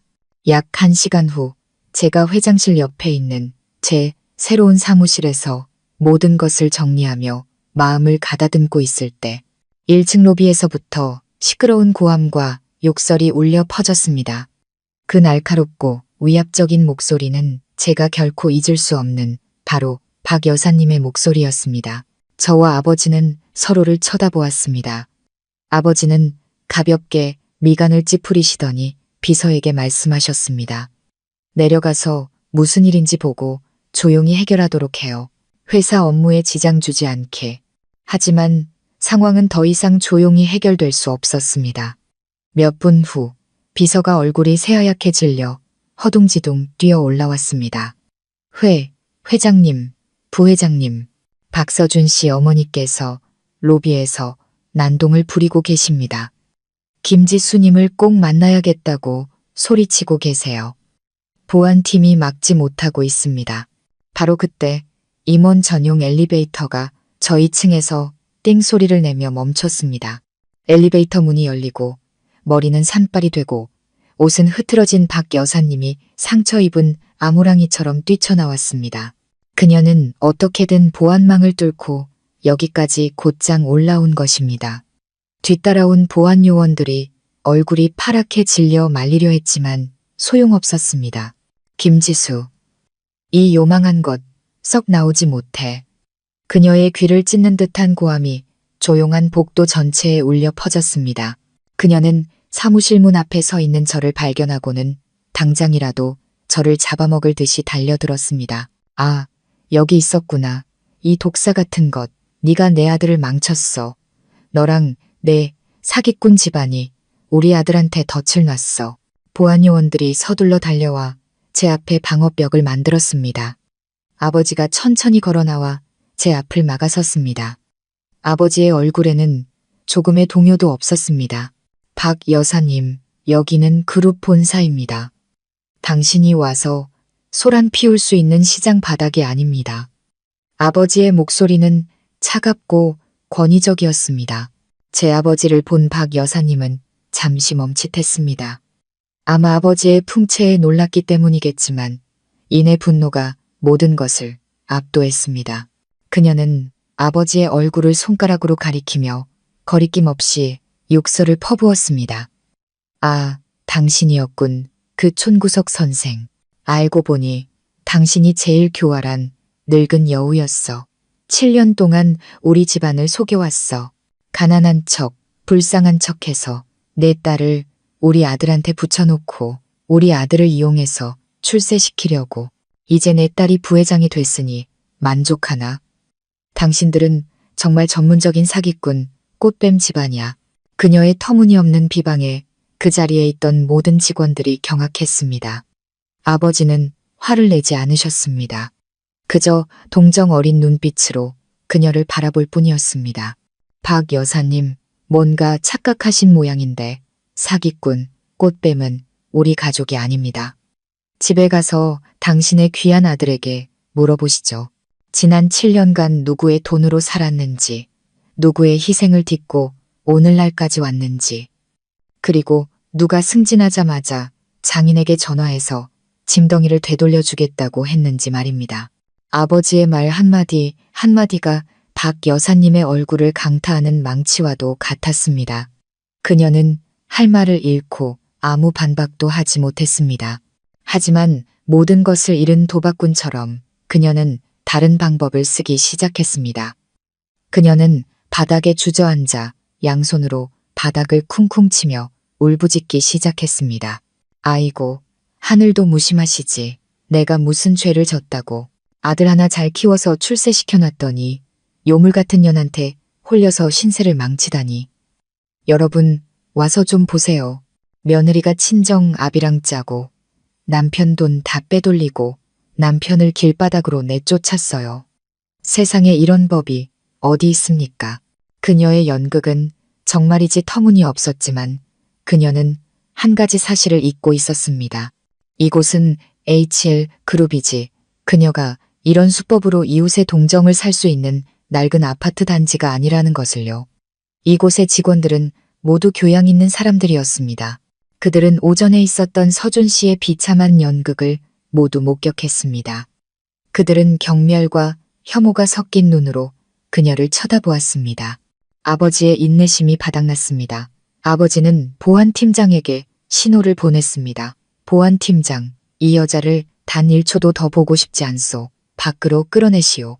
만약 저항하면 경찰에 신고하도록.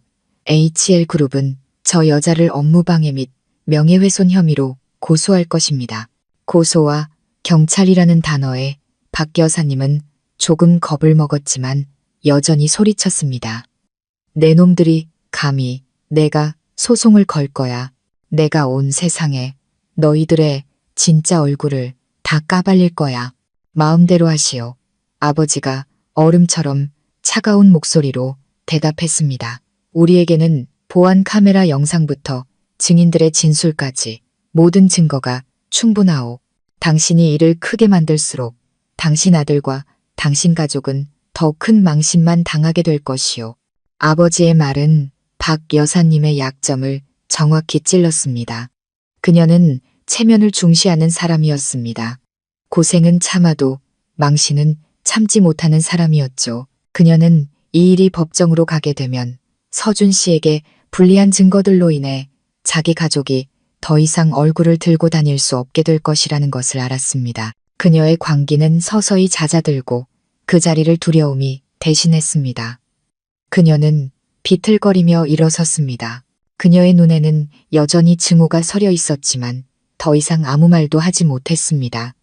보안요원 2명이 다가와 그녀를 엘리베이터 쪽으로 안내했습니다. 이번에는 저항하지 않았습니다. 그저 모든 사람의 경멸적인 시선을 받으며 힘없이 걸어갈 뿐이었습니다. 시끄럽고 우스꽝스러운 연극은 마침내 끝이 났습니다. 복도에는 다시 평온이 찾아왔습니다. 저는 그녀의 뒷모습을 바라보며 조금의 통쾌함도 느끼지 못했습니다. 오직 끝없는 피로감과 환멸만이 느껴질 뿐이었습니다. 탐욕과 이기심 때문에 스스로를 가장 비참한 광대로 만들어버린 한 가족의 모습이었습니다. 박 여사님의 부끄러운 난동 이후 HL그룹은 다시 일상으로 돌아갔습니다. 하지만 그 사건이 남긴 여지는 여전히 남아 있었습니다. 새로 취임한 영업본부장이 첫날 해고된 사건과 저의 충격적인 신분에 대한 이야기는 서울 경제계에서 가장 뜨거운 화제가 되었습니다. 위선적인 연극을 가리고 있던 막은 무자비하게 거쳤고 주연 배우들은 이제 진실이라는 벌거벗은 빛을 마주해야 했습니다. 서준 씨는 건물에서 쫓겨난 후 공황 상태에 빠져 자신이 가장 안전하다고 생각했던 피난처, 바로 최유라를 찾아갔을 겁니다. 그는 HL그룹에서의 경력은 잃었지만 부회장 집안의 지원만 있다면 다시 시작할 수 있을 거라고 믿었을 테죠. 하지만 서준 씨는 너무 순진했습니다. 아니, 그는 실리적인 사람들, 눈에 비친 자신의 가치를 너무 과대평가했습니다. 서준 씨의 해고, 소식과 제주도 프로젝트 관련 비리는 산불처럼 빠르게 퍼져나갔습니다. 명예와 지위를 무엇보다 중시하는 최 부회장 집안에게 딸이 무능하고 부도덕하며 심지어 법적 문제에 휘말릴 위기에 처한 남자와 얽히는 것은 용납할 수 없는 오점이었습니다. 그들은 바보가 아니었습니다. 그들은 박서준이라는 배가 이미 침몰했다는 것을 알았고 가장 현명한 방법은 그 배에서 최대한 빨리 뛰어내리는 것이었습니다. 바로 그날 오후 서준 씨가 해고의 충격으로 술에 취해 있을 때 한 통의 차가운 전화가 걸려왔습니다. 전화를 건 사람은 최유라가 아니라 그녀의 아버지인 권위 있는 부회장이었습니다. 저는 그가 정확히 무슨 말을 했는지는 모르지만 그 내용을 짐작할 수는 있었습니다. 그것은 분명 위로의 말이 아니라 최후 통첩이었을 겁니다. 자기 딸에게서 멀리 떨어지라는 경고, 책임 회피, 그리고 일말의 미련도 없는 결별 선언이었겠죠. 세련되고 오만했던 상속녀 최유라, 바로 어젯밤만 해도 서준 씨 곁에서 여왕처럼 서 있던 그녀 역시 흔적도 없이 사라졌습니다. 그녀는 전화를 받지도 문자에 답하지도 않았습니다. 그녀의 가족이 사는 저택의 문은 서준 씨 앞에서 굳게 닫혔습니다. 그가 가족을 버리면서까지 얻으려 했던 사랑은 결국 이익 교환에 불과했습니다. 그에게 이용 가치가 있을 때는 달콤한 연인이었지만 그가 짐이 되자마자 그녀는 즉시 돌변하여 모르는 사람이 되었습니다. 서준 씨는 완전히 무너졌습니다. 그는 단 하루 만에 모든 것을 잃었습니다. 아침에 그는 영업본부장이었고 명예의 정점에 서 있었으며 아름다운 연인과 밝은 미래를 가지고 있었습니다. 오후에 그는 실업자가 되었고 연인에게 버림받았으며 씻을 수 없는 오명을 뒤집었었습니다. 그는 직장을 잃고 아내를 잃고 이제는 굳게 믿었던 미래의 발판마저 잃었습니다. 그는 말 그대로 빈털터리가 되었고 게임이 끝난 후 가차없이 버려진 졸이 되었습니다. 저는 아버지의 정보망을 통해 이 소식을 들었습니다. 저는 씁쓸한 아이러니를 느낄 뿐이었습니다. 그는 제가 자신과 수준이 맞지 않는다고 저를 버렸습니다. 하지만 결국 그가 그토록 갈망했던 그 수준 높은 세계가 그를 가장 무자비하게 짓밟았습니다. 그는 신기루를 쫓았고 그 신기루가 사라졌을 때 자신에게는 아무것도 남지 않았다는 것을 깨달았을 뿐입니다. 한편 낡은 아파트에서도 폭풍이 휩쓸고 지나갔습니다. 회사에서 난동을 부리고 돌아온 박 여사님은 혈압이 올라 병원에 입원했습니다. 온화하지만 무기력했던 시아버님은 병원 복도에 앉아 무력하게 한숨만 내쉴 뿐이었습니다. 서준 씨의 해고 소식과 저희 집안이 사실은 HL그룹의 주인이라는 사실은 두 분을 완전히 충격에 빠뜨렸습니다. 아들을 통한 인생 역전의 꿈, 부유한 미래에 대한 꿈, 모든 것이 산산조각 났습니다. 그들은 자신들이 무시했던 며느리 하나를 잃은 것이 아니었습니다. 그들은 평생 다시는 얻을 수 없는 기회 전체를 잃은 것입니다. 배신의 대가는 때로 피해자의 복수에서 오는 것이 아니라 이기적인 계산과 환상의 붕괴 그 자체에서 비롯됩니다. 서준 씨와 그의 가족은 거짓과 탐욕으로 모래성을 쌓았습니다. 그리고 진실의 파도가 밀려왔을 때 남은 것은 황량하고 텅 빈 모래밭뿐이었습니다. 그들은 돈이 아닌 인생과 가족 전체의 붕괴라는 아주 비싼 대가를 치러야 했습니다. 그들은 물질뿐만 아니라 인격과 인간애까지도 모두 잃어버린 것입니다. 서준 씨의 몰락은 명예와 사랑을 잃는 것에서 그치지 않았습니다.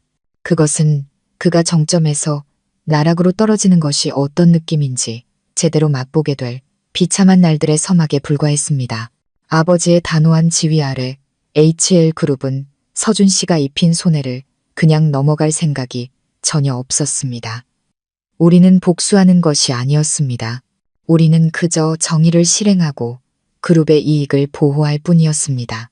서준 씨가 해고된 지 일주일 후 HL그룹 법무팀은 그를 상대로 경제법원에 공식적으로 소송을 제기했습니다.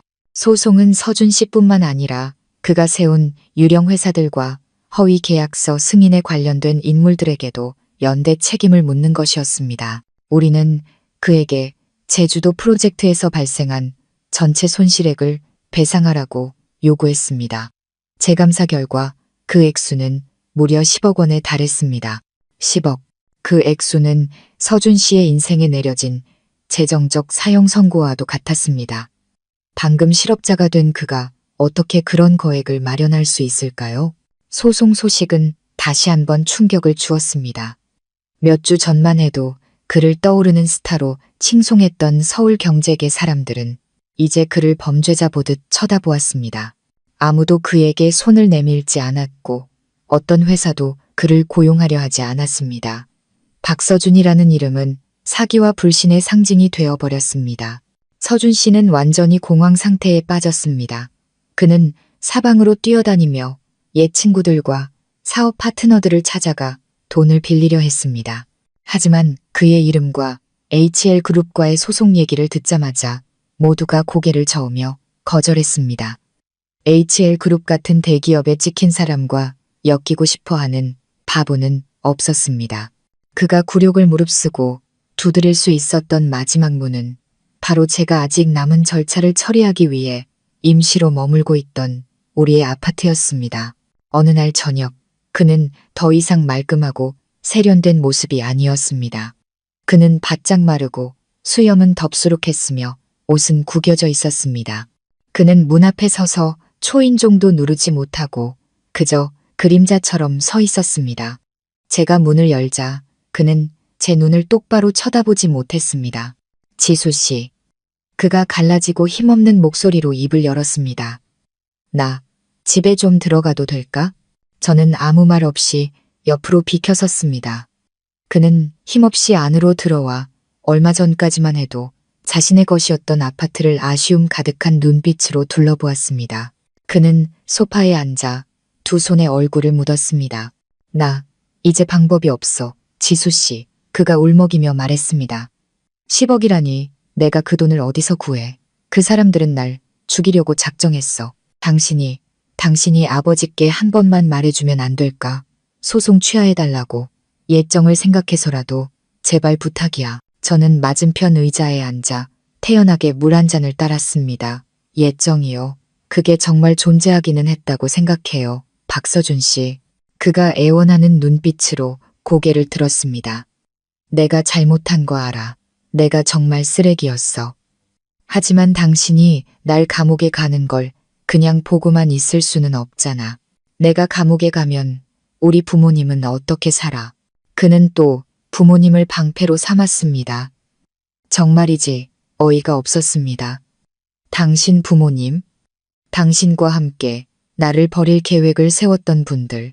7년 동안 희생한 아내를 어떻게 대해야 하는지 가르쳐 주신 분들?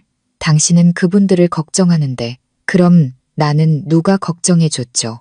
우리 아버지는 누가 걱정했나요? 서준 씨는 할 말을 잃었습니다. 그는 다시 낡은 수법을 쓰기 시작했습니다. 그는 자신이 어쩔 수 없이 잘못된 길로 빠질 수밖에 없었던 어려움과 스트레스에 대해 늘어놓았습니다. 그는 다시 시작하겠다고 평생 소처럼 일해서 빚을 갚겠다고 약속했습니다.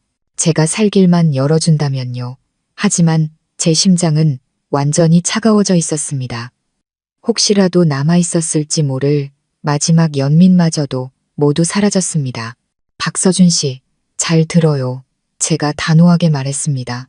그 10억이라는 돈은 내 돈이 아니라 그룹의 돈, 수천 명의 주주와 직원들의 돈이에요.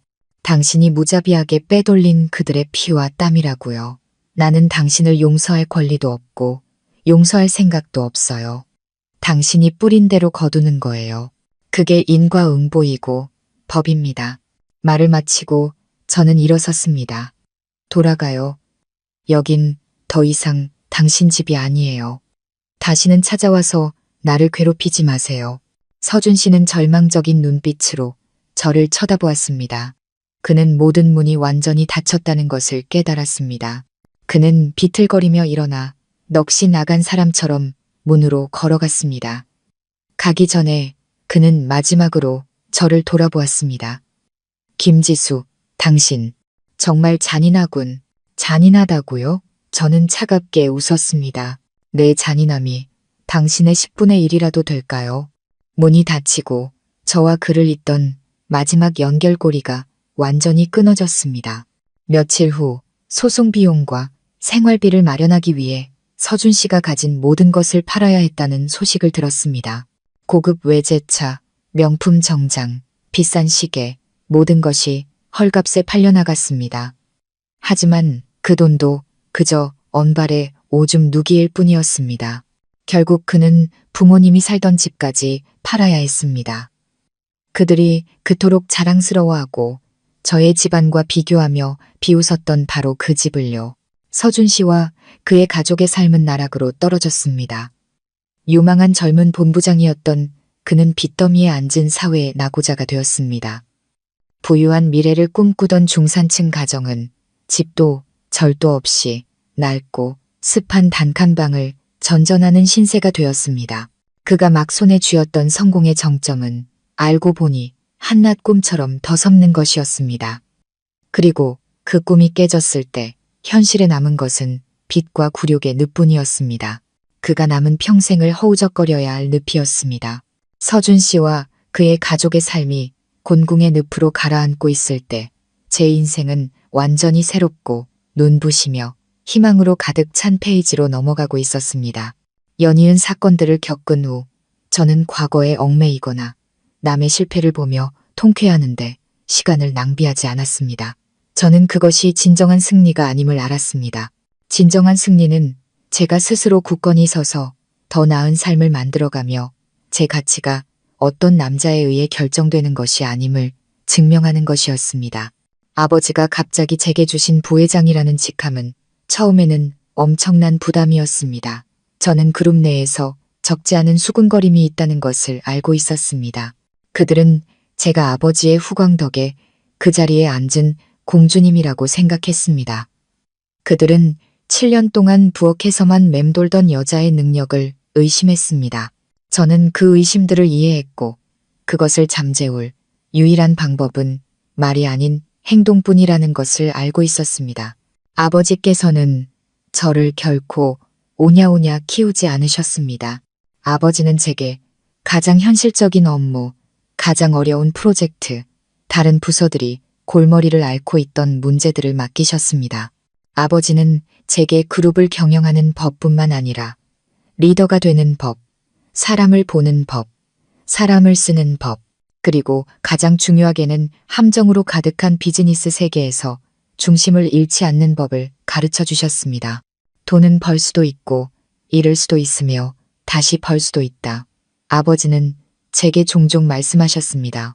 하지만 신용과 경영윤리는 한 번 잃으면 결코 되찾을 수 없단다. 저는 그 교훈을 제 결혼 생활을 통해 누구보다도 뼈저리게 느꼈습니다. 저는 일에 미친 듯이 파고들었습니다. 7년 동안 억눌려왔던 우등생의 지식이 다시 샘솟는 것 같았습니다. 저는 모든 자료를 다시 읽고 시장을 연구했습니다. 저는 이른 아침부터 밤늦게까지 일했습니다. 사무실은 제 두 번째 집이 되었습니다. 저는 직원들과 함께 팔을 걷어붙이고 일하는 것을 두려워하지 않았고 진척 상황을 감독하기 위해 먼 건설 현장까지 가는 것을 마다하지 않았습니다. 저는 배우고 이해하고 모든 것을 제 자신의 경험으로 파악하고 싶었습니다. 제가 전권을 위임받은 첫 프로젝트는 바로 서준 씨의 경력을 묻어버린 제주도 리조트 개발 프로젝트였습니다. 그 프로젝트는 비리 사건 이후 많은 문제에 봉착해 있었습니다. 파트너는 신뢰를 잃었고 지역 관청은 비협조적이었습니다. 모두가 제가 이 프로젝트를 되살리지 못할 것이라고 생각했습니다. 하지만 저는 그들의 예상을 뒤엎었습니다. 저는 돈이나 권력으로 문제를 해결하려 하지 않았습니다. 저는 진심으로 다가가는 방법을 선택했습니다. 저는 일주일 내내 현장에 머물며 지역 주민들을 한 분 한 분 만나 그들의 이야기를 들었습니다. 저는 공개적인 대화의 장을 마련하여 환경보호와 지역 주민 고용 창출을 약속했습니다. 저는 여성으로서의 이해심과 부드러우면서도 단호한 태도로 그들을 설득했습니다. 그리고 저는 성공했습니다. 주민들은 동의했고 관청은 다시 지지를 보내주었습니다. 프로젝트는 재개되었을 뿐만 아니라 열렬한 환영을 받았습니다. 프로젝트가 공식적으로 다시 시작된 날, 저는 해변에 서서 열심히 일하는 인부들을 바라보며 벅찬 감정을 느꼈습니다. 이것이 저의 첫 성과였습니다. 속임수가 아닌 진심과 노력으로 쌓아 올린 성과였습니다. 점차 그룹 내에서의 수군거림이 사라졌습니다. 그들은 더 이상 저를 공주님으로 보지 않았습니다. 능력과 인품을 갖춘 진정한 부회장, 리더로 인정하기 시작했습니다. 저는 더 이상 남편의 그림자도 아버지의 그림자도 아니었습니다. 저는 제 자신의 능력으로 빛나기 시작했습니다. 7년간의 주부 생활은 제 청춘을 앗아갔지만 그 대신 어떤 경영대학원에서도 가르쳐주지 않는 인내심과 공감 능력을 제게 주었습니다. 저는 과거의 불리함을 저만의 강점으로 바꾸었습니다. 저는 경력뿐만 아니라 저 자신을 되찾았습니다. 저는 제 자신을 더 돌보기 시작했고 요가 수업에 등록하고 새로운 외국어를 배웠습니다. 아버지와 함께 여행을 다니며 전에는 가보지 못했던 곳들을 보여드렸습니다. 아버지의 만족스러운 미소를 보며 저는 이것이야말로 가장 의미 있는 효도라는 것을 깨달았습니다. 저는 더 이상 나약하고 의존적인 김지수가 아니었습니다. 저는 독립적이고 주체적이며 강하고 행복한 여성이 되었습니다. 제 인생에 진정한 새로운 새벽이 밝아온 것입니다. 누군가가 선물해 준 것이 아니라 폭풍 속에서 제 손으로 직접 만들어낸 새벽이었습니다. 시간은 쏜살같이 흘러 제 인생이 새로운 장을 연 지 2년이 지났습니다. 저와 아버지의 경영 아래 HL그룹은 나날이 굳건하게 성장했습니다. 저는 더 이상 풋내기 부회장이 아니라 재계에서 모두가 존경하는 여성 리더가 되었습니다. 사람들은 이제 제 집안 배경뿐만 아니라 제 능력과 인품 때문에 저를 존중했습니다. 과거는 아주 멀리 물러나 가끔 문득 떠오르는 옛 이야기처럼 느껴졌습니다. 어느 주말 오후 서울에는 또다시 소나기가 내렸습니다. 제가 자선 행사에 참석했다가 집으로 운전해 돌아가는 길이었습니다. 차가 꽉 막힌 도로 한가운데에 갇히게 되었습니다. 기다리는 동안 저는 무심코 창밖을 내다보았습니다. 그리고 제 심장이 쿵 내려앉았습니다. 길가의 한 편의점 처마 밑에서 마르고 초라한 옷차림의 한 남자가 비를 피하며 웅크리고 서 있었습니다. 그의 머리카락은 비에 젖어 떡져 있었고 얼굴은 검고 초췌했으며 눈은 퀭하게 들어가 있었습니다. 모습은 너무나 많이 변했지만 저는 그를 알아볼 수 있었습니다. 서준 씨였습니다. 그는 배달 기사 일을 하고 있었습니다. 그의 낡은 오토바이가 옆에 세워져 있었고 뒤에는 큰 배달 상자가 실려 있었습니다.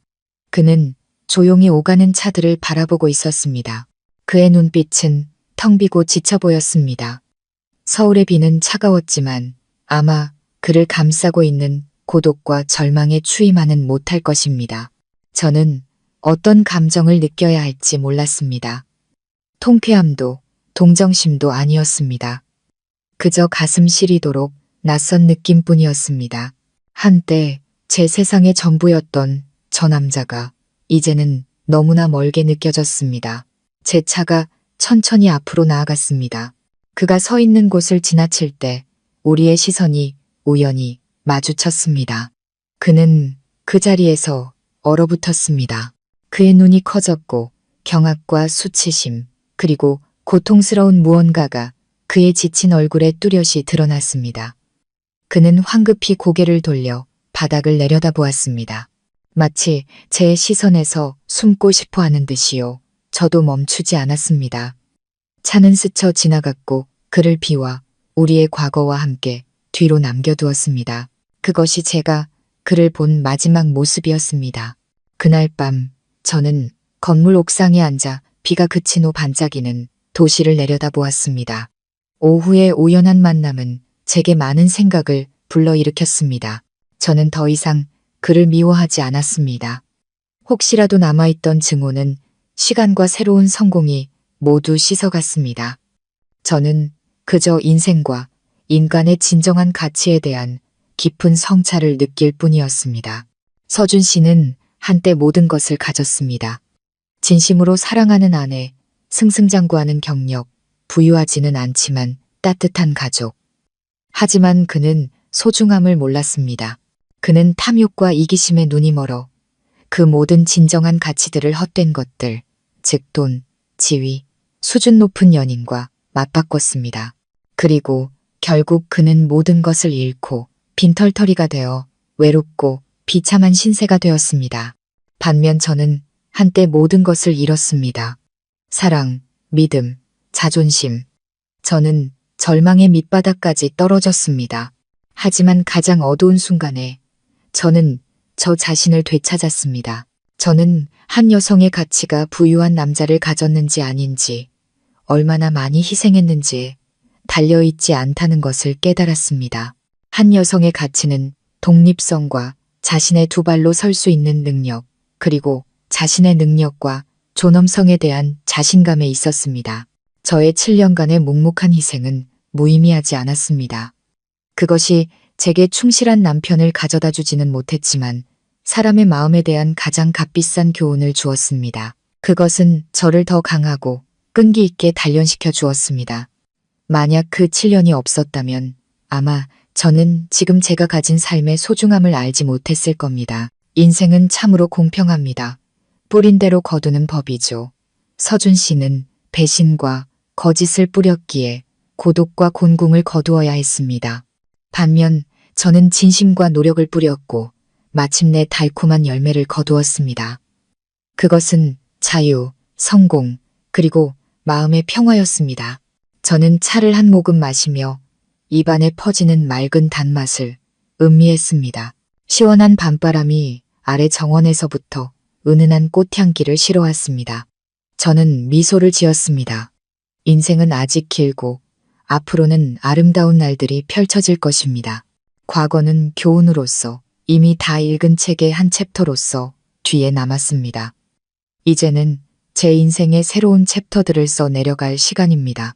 오직 기쁨과 성공, 그리고 행복만이 가득할 챕터들. 제가 직접 만들어냈기에 그 누구도 빼앗아갈 수 없는 진정한 행복 말입니다. 지수 씨의 이야기를 통해 아마 우리 모두, 특히 여성분들은 자기 자신의 일부, 때로는 인생의 혹독한 시련에 부딪히는 소박한 행복에 대한 희생과 갈망의 일부를 발견했을지도 모릅니다. 이 이야기가 남기는 가장 첫 번째이자 가장 깊은 교훈은 악인이 벌을 받는 것에 대한 통쾌함이 아니라 자기 자신의 가치와 사랑, 그리고 인생에서의 현명함에 대한 값비싼 교훈입니다. 지수 씨는 한 여성의 가장 아름다운 7년의 청춘을 자신의 경력을 쌓는 데 쓰지 않고 남편의 그림자이자 묵묵한 후원자가 되는데 바쳤습니다. 그녀는 계산 없이 희생했고 의심 없이 사랑했습니다. 그 희생은 참으로 소중하지만 잘못된 곳에 바쳐졌을 때 그것은 양날의 검이 되어 자신을 해치고 무심코 상대방의 탐욕과 이기심을 키우게 됩니다. 우리는 종종 진심을 다하고 모든 것을 바치면 그에 상응하는 존중과 사랑을 돌려받을 것이라고 생각합니다. 하지만 인생이 항상 공평한 수학 문제인 것은 아닙니다. 희생은 올바른 사람에게 올바른 시점에 바쳐졌을 때만이 진정한 가치를 가집니다. 결코 자기 자신을 잃을 정도로 희생하지 마세요. 당신이라는 사람을 만든 꿈과 핵심 가치를 잊지 마세요. 당신이 더 이상 당신 자신이 아닐 때 다른 사람이 존중할 것도 남아있지 않게 되기 때문입니다. 그리고 지수 씨의 비극은 바로 그것에 대한 가장 가슴 아픈 증거입니다. 또 다른 중요한 교훈은 결코 겉모습이나 달콤한 말만으로 사람을 판단해서는 안 된다는 것입니다. 지수 씨의 남편 서준 씨는 성공의지, 사랑, 그리고 감사함이라는 완벽한 가면을 쓰고 있었습니다. 그는 7년 동안 너무나 완벽한 연극을 펼쳤습니다. 이는 사람의 마음이 가장 깊고 예측하기 어렵다는 것을 보여줍니다. 경계심과 현명함은 가장 가까운 사람에게조차 결코 과하지 않습니다. 이것이 우리가 의심 속에서 살아야 한다는 의미는 아닙니다. 우리는 관찰하는 법을 배우고 말로 표현되지 않는 것들까지도 듣는 법을 배워야 합니다. 그들이 하는 말을 듣지 말고 그들의 행동을 보세요. 서준 씨의 행동, 즉 차가워진 태도, 항상 휴대폰을 곁에 두는 것, 아내를 대하는 방식의 변화 등은 모두 미리 경고하는 신호였습니다. 하지만 너무 사랑하고 믿었기에 지수 씨는 무심코 모든 것을 지나쳤고 결국 너무나 큰 충격을 받아야 했습니다. 그리고 아마 가장 의미 있고 희망적인 교훈은 지수 씨가 좌절 후 일어선 방식일 것입니다. 그녀는 증오에 빠지지도 부정적인 방식으로 복수하지도 않았습니다. 대신 그녀는 고통을 힘으로 모욕을 자신을 되찾는 동력으로 바꾸었습니다. 지수 씨의 부활은 자신이 회장의 딸이라는 것을 알게 된 순간부터 시작된 것이 아닙니다. 그것은 그녀가 강가에 홀로 앉아 시골의 늙은 아버지를 위해 삶을 포기하지 않기로 결심한 바로 그 밤부터 시작되었습니다. 그것은 그녀가 아버지의 당부를 믿고 자신을 배신한 사람과 용감하게 맞서기로 결심한 순간부터 시작되었습니다. 돈과 지위는 단지 도구이자 수단일 뿐이었습니다. 지수 씨가 승리하도록 도운 가장 강력한 무기는 그녀의 내면의 강인함, 지혜, 그리고 용기였습니다. 이 이야기는 우리에게 인생이 당신을 아무리 어두운 상황으로 몰아넣더라도 모든 것을 잃더라도 결코 자기 자신에 대한 믿음과 가치를 잃지 말라고 상기시켜 줍니다. 결코 당신의 인생이 끝났다고 생각하지 마세요. 폭풍우는 지나가고 상처는 아물 것입니다. 중요한 것은 비가 그친 후 당신이 자신만의 햇살을 찾을 용기가 있느냐는 것입니다. 지수 씨의 새로운 새벽은 기적이 아니라 고통스럽지만 그만큼 가치 있는 탈바꿈과 투쟁의 결과였습니다. 우리 각자는 누구든 어떤 상황에 있든 자신만의 새로운 새벽을 찾을 수 있습니다. 우리가 포기하지 않고 항상 다른 누구보다 먼저 자기 자신을 사랑하고 소중히 여길 줄 안다면 말입니다. 이러한 사연과 생각들을 들어주셔서 감사합니다. 인생은 매 이야기, 매 삶을 통해 귀중한 교훈을 숨겨두고 있습니다. 만약 공감하시고 자신만의 무언가를 얻으셨다면 주저하지 마시고 아래 댓글로 여러분의 감정을 공유해 주세요. 그리고 여유로운 노후 채널 구독 버튼을 누르고 알림 설정을 켜서 우리가 계속해서 함께 나누고 함께 듣고 인생에서 더 나은 가치를 찾아갈 수 있도록 해주세요. 시청해 주셔서 감사합니다. 다음 이야기에서 다시 뵙겠습니다.